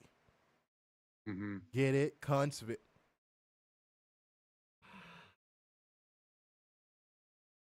This is Randy Orton syndrome all over again. She's back in that spot. It seemed like she was just getting out of it, too. Mm-hmm. But maybe because she's facing Toni Storm and that's familiar to her, that she's like, oh, I can just go through the motions. That's what breaks my heart. It really seemed like she was getting out of it, and God damn it. It just But y'all, it's 32 of you motherfuckers in here, man. Scroll down and hit that thumbs up real quick for you players. Scroll down and hit that thumbs up. Let's get this up to 30 likes. Let's get it up to 30 likes. That's for free. Scroll down, click that thumbs up. Okay? One solid favor. All right. Let's keep it rolling, man. But basically, she just talks about her background and all that stuff, and Toni, and she says she is the woman from hell, and she always will be, and she will remind Tony Booty for the rest of her life. That line I liked. Mm-hmm. Like, if she would have did what she did at the very beginning of this promo and the very end of this promo for the whole promo, I would have no complaints. Because I liked her cadence when she first started. She was like, oh, well, hello. Like that type of cadence, that works for her. But then she just started going into like these WWE type lines, like the Huntsville thing. And I was like, oh. Yeah, who's giving this type of information backstage to be like, hey, you should do it like this. It works over in that other company. Oh, okay, I'll do that then. Yeah, that little vixen cadence that she does, Mariah, do that. That works for you. Yes. That vixen cadence works for you. Okay? Good Lord. Like that oh God, those WWE Cena era insults, Duke Juice, Duke University. Yeah, don't be like MJF, please, for the love of God. That's what don't you know. Turn into MJF. You hit the nail on the head. That's what it sounded like. It sounded like some shit that MJF would say. Yeah, it's not going to work out well for you if you follow the MJF playbook, because MJF follows the Miz playbook. Said Mariah just can't cut a promo. The only problem I have with her. No, she can. No, she can. She just got that belt and just lost all drive to cut good ones. Because in the program with Toni Storm, the first go-round, she was doing excellent work. But I don't know what happened. I really don't know what happened. Yeah, Cheap Heat. Yeah, it just, Cheap Heat needs to go, okay. Cheap Heat should have died a decade ago. Yeah, big time.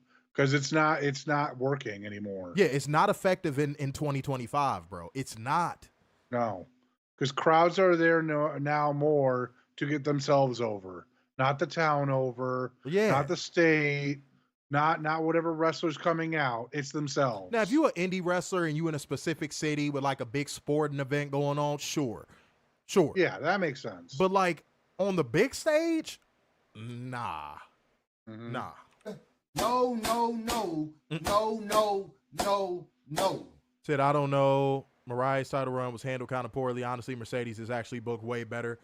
Well, here's the thing, and I'm glad you said that in good faith, and you might be open to a debate. I don't know if you are, but I'm glad you said that in good faith instead of being a fanboy and or fangirl, because I don't know if you're a boy or a girl. But here's the truth of the matter. Mariah made her run go poorly.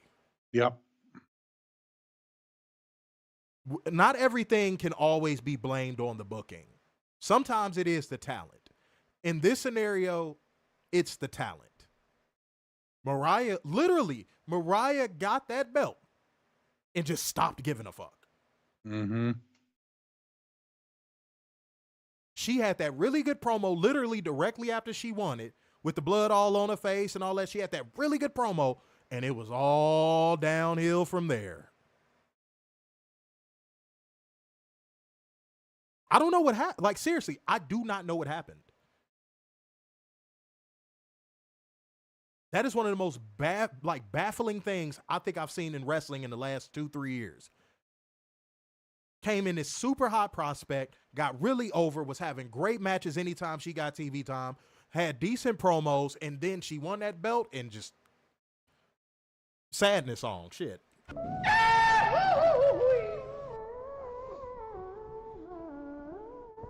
I don't know. Yeah, so I don't put the Mariah May thing on the booking. I don't. Now, Mercedes, if Mercedes would have been in Mariah May's position, I would have probably blamed the booking. Because how do you book Mercedes wrong? You know what I'm saying? That I would have blamed on the booking, for sure. Let me see what we got. Okay, I'll see y'all. Hold on. Cobra said MJF or MJF is walking in CM Punk shoes. How? Whoa. Cobra, I actually think I know what you mean. I actually think I know what Cobra means. You can correct me if I'm wrong. Are you saying that he's kind of doing the whole, like what current Punk is doing? Like he went back to a specific place where he was comfortable and he just doesn't give a fuck anymore and he's just washed? Or are you saying he's going to do the same thing that CM Punk did? Because if it's the former and you think he's just washed, okay, so it's the former. You think he's just washed. Hold on, because I did say two things. I want to make sure you distinguish between the two. Catherine said they gave it a belt too soon. In hindsight, now looking at it, yes, I agree. In the moment, it didn't feel like it, but now, yeah, it does appear to be that way. If I was Tony, I wouldn't put the belt back on her for a couple years. Yeah.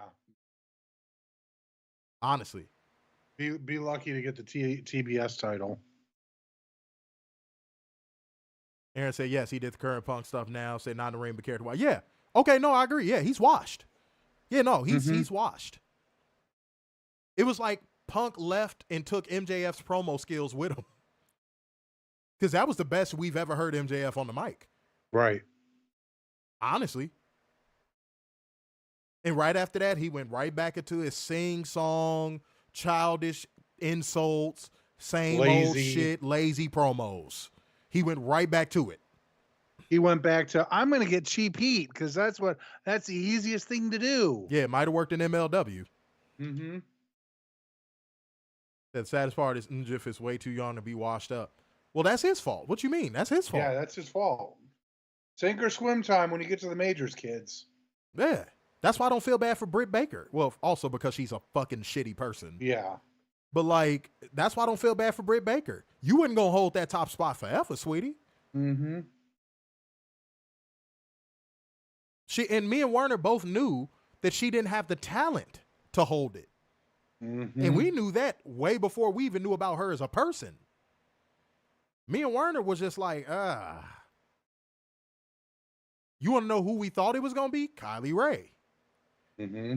I wish we still had those videos. I wish we still had those archives. Because you'll see it. We was like, Kylie Ray is going to be the one. Remember when she had that feud with B. Priestley and she got her concussed? Yeah.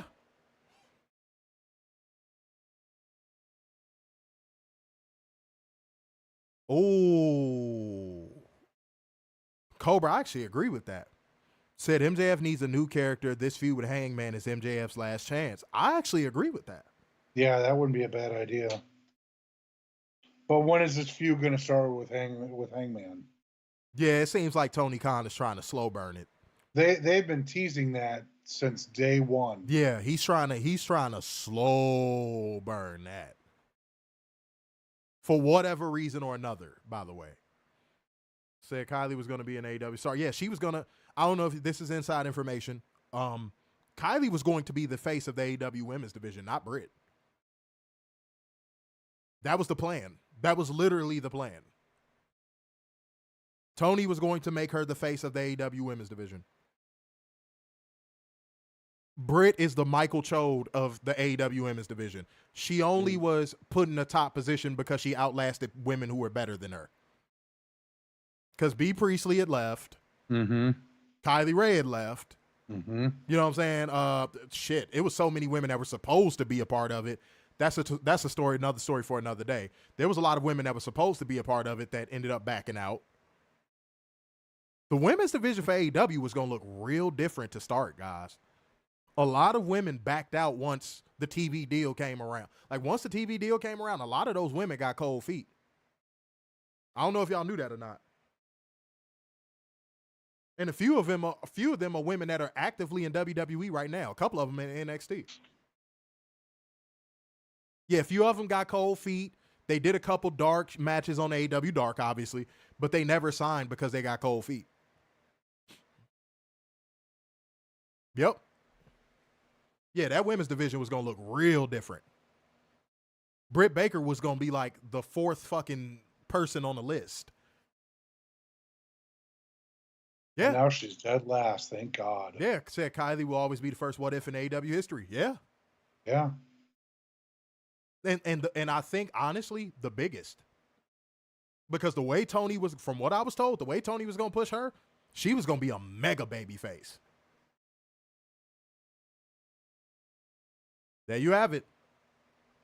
Yeah, it sucks. It really sucks. All right, y'all. We get a comeback vignette for the Guns.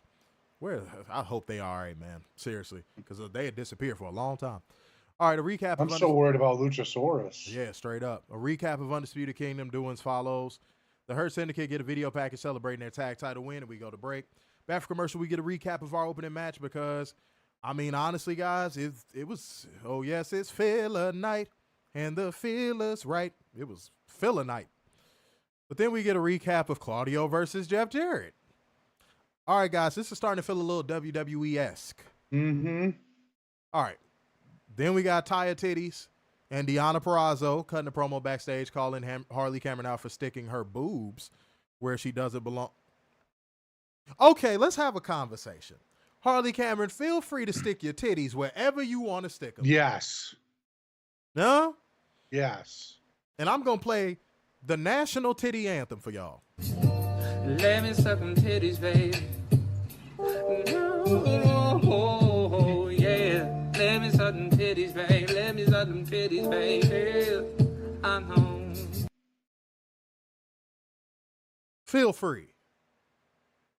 In the land of the titty, home of the nip, feel free. Next up. Damn, we at the main event? Holy shit. Yeah. God damn, what the fuck? Okay, Mercedes Moné won by pinfall with the Moneymaker, retaining the AEW TBS Championship. Okay. Honesty time. Ooh. There was a chemistry issue between these two. You could tell Mercedes is not used to working women that are smaller than her. No pause whatsoever. You could tell she's not used to working women that are smaller than her. And yeah. And you could tell Yuka isn't completely used to working women that are bigger than her.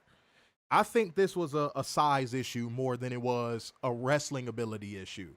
Towards the middle of the match, you could see they started to kind of get it. They started to click a little bit. But I think if they go against each other ever again, it'll probably be better. But this one, But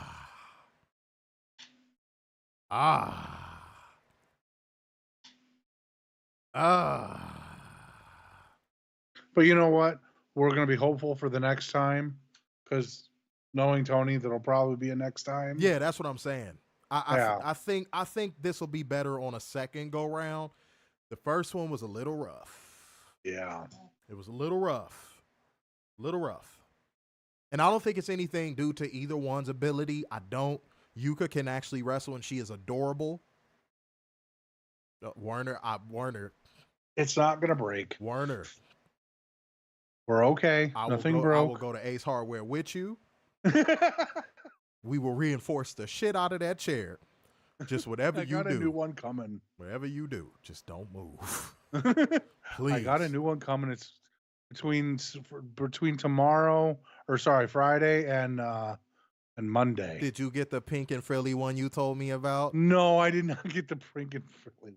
Oh, not this time? Okay. All right.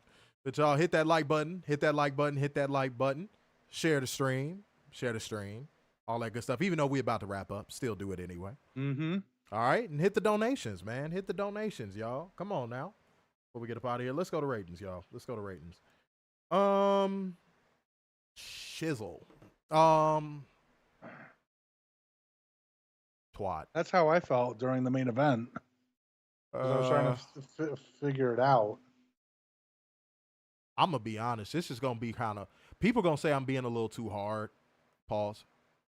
Unless you're Gabriella, then in which case, no pause. But, I got to call it like I see it. I'm actually going to give this show a 5.8. Moment of the night, Ospreay versus Cage. Yeah.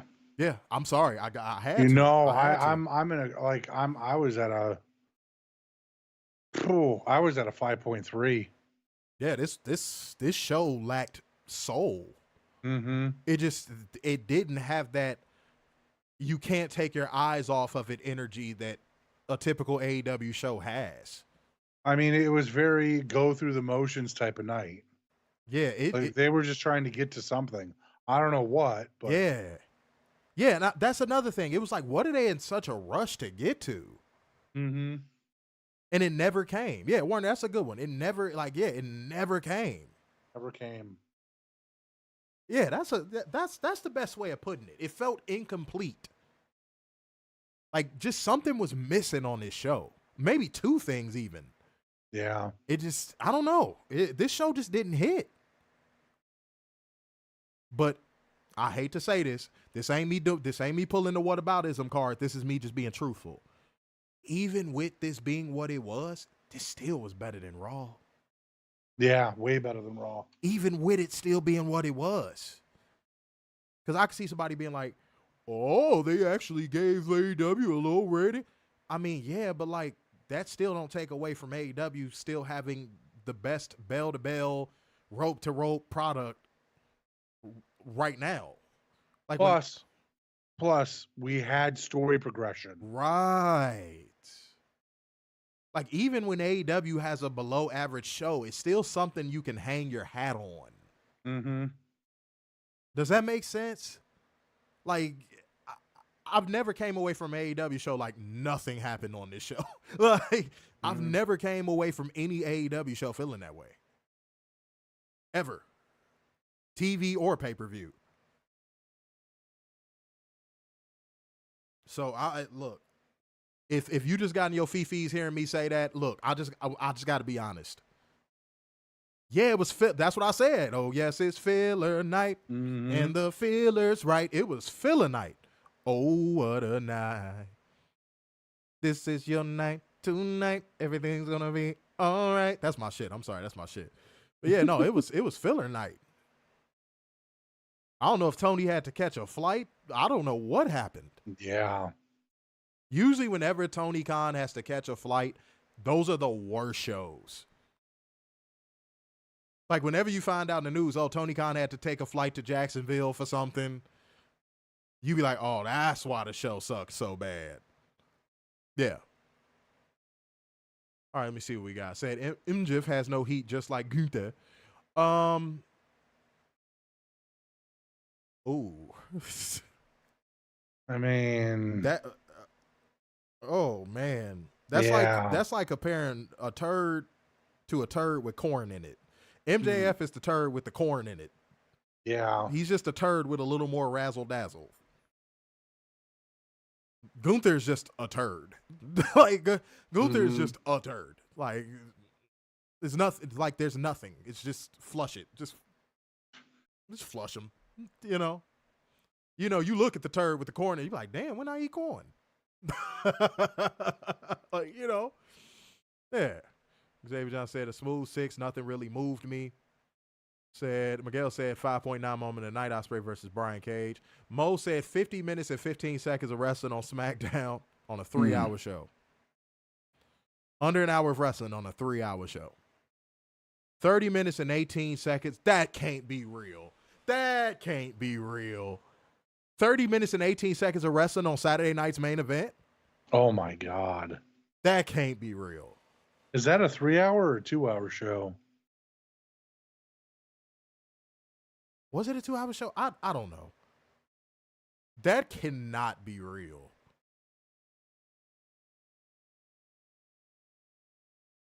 Oh, the way they robbed their fans, dude. 39 minutes and 20 seconds on Raw. God damn, dude. Wow. I'm sorry, that just, wow. I'm not shocked. It's just, wow. They really fucking hate their fans. All right. Seeing a 5 moment of night, Will Ospreay versus Cage. Mo Dunn said 57 minutes, 24 seconds on Collision, hour and 10 seconds on Dynamite. Said seemed like it had a lot of fill. Yep. Said, I believe they will get back on track next week. I hope so. Cobra said, that's a no-brainer. Watching Golden Girls is better than watching Raw. That's understatement of the century. Yeah. Kylie Ray is a mega baby face. Yeah, but I ain't gonna get into that. It's some personal stuff that I actually know that I'm not finna get into that. Yeah. Said the Mercedes versus Yuka match is still better than any of Liv's matches. You ain't gonna get an argument from me. Yeah, you're not wrong. No Pad, No Pencil Sports said, indeed, this show did miss Soul. I think Yuka versus Mercedes should have went first. I agree. Now, that I agree with. That would have made sense, yeah. That I agree with. That's a solution. Ladies and gentlemen, that is called a solution. That is what we are. That is what we base our whole show on. Right there. Shouts out to the Truth Seekers. Real quick on that. I wonder in Mercedes' contract, like, she has so many main events that she can do. Wouldn't surprise me. So this me. was Tony trying to get one of those main events in. I'm sure she handpicks her opponents too. Yeah. Said should have went first and Ospreay Cage should have main evented. Yeah, especially considering the angle between the Death Riders, Don Callis family and Omega and Ospreay is like the biggest program they have right now. Right. Next to the Death Riders. The longest match of the main event. 10 minutes and 13 seconds for Jey Uso versus Gunther. Yeah, because if it would have went anything longer than that, good Lord. Said it was an hour and a half. Even then, that number is still bad. Yeah, Collision cleared the living shit out of Saturday night's main event this past weekend. Oh, Collision was phenomenal. Yeah, well, Collision was a Daly's place. That's why. Oh, Collision was the shit. Yeah, Collision was really good. Said they had 15-minute segment of Cody and Kevin Owens in the middle of Saturday night's main event. Oh, God. All right, man. Clear the air. I just want to say I appreciate every single one of y'all. I'm going to say that for every 10,000 we go up. I appreciate every single one of y'all, man. The love is felt. Seeing that shit cross over to 20,000 subscribers let us know that our work is paying off in some shape, form, or fashion. So we appreciate y'all. Always spread the word about this channel. If you are new here, thank you for tuning in and viewing and supporting and liking and all that good shit. If you ever donated, thank you. Appreciate you donating. It goes back into the show. You know, it allows us to do stuff for the show, to produce content, all that stuff.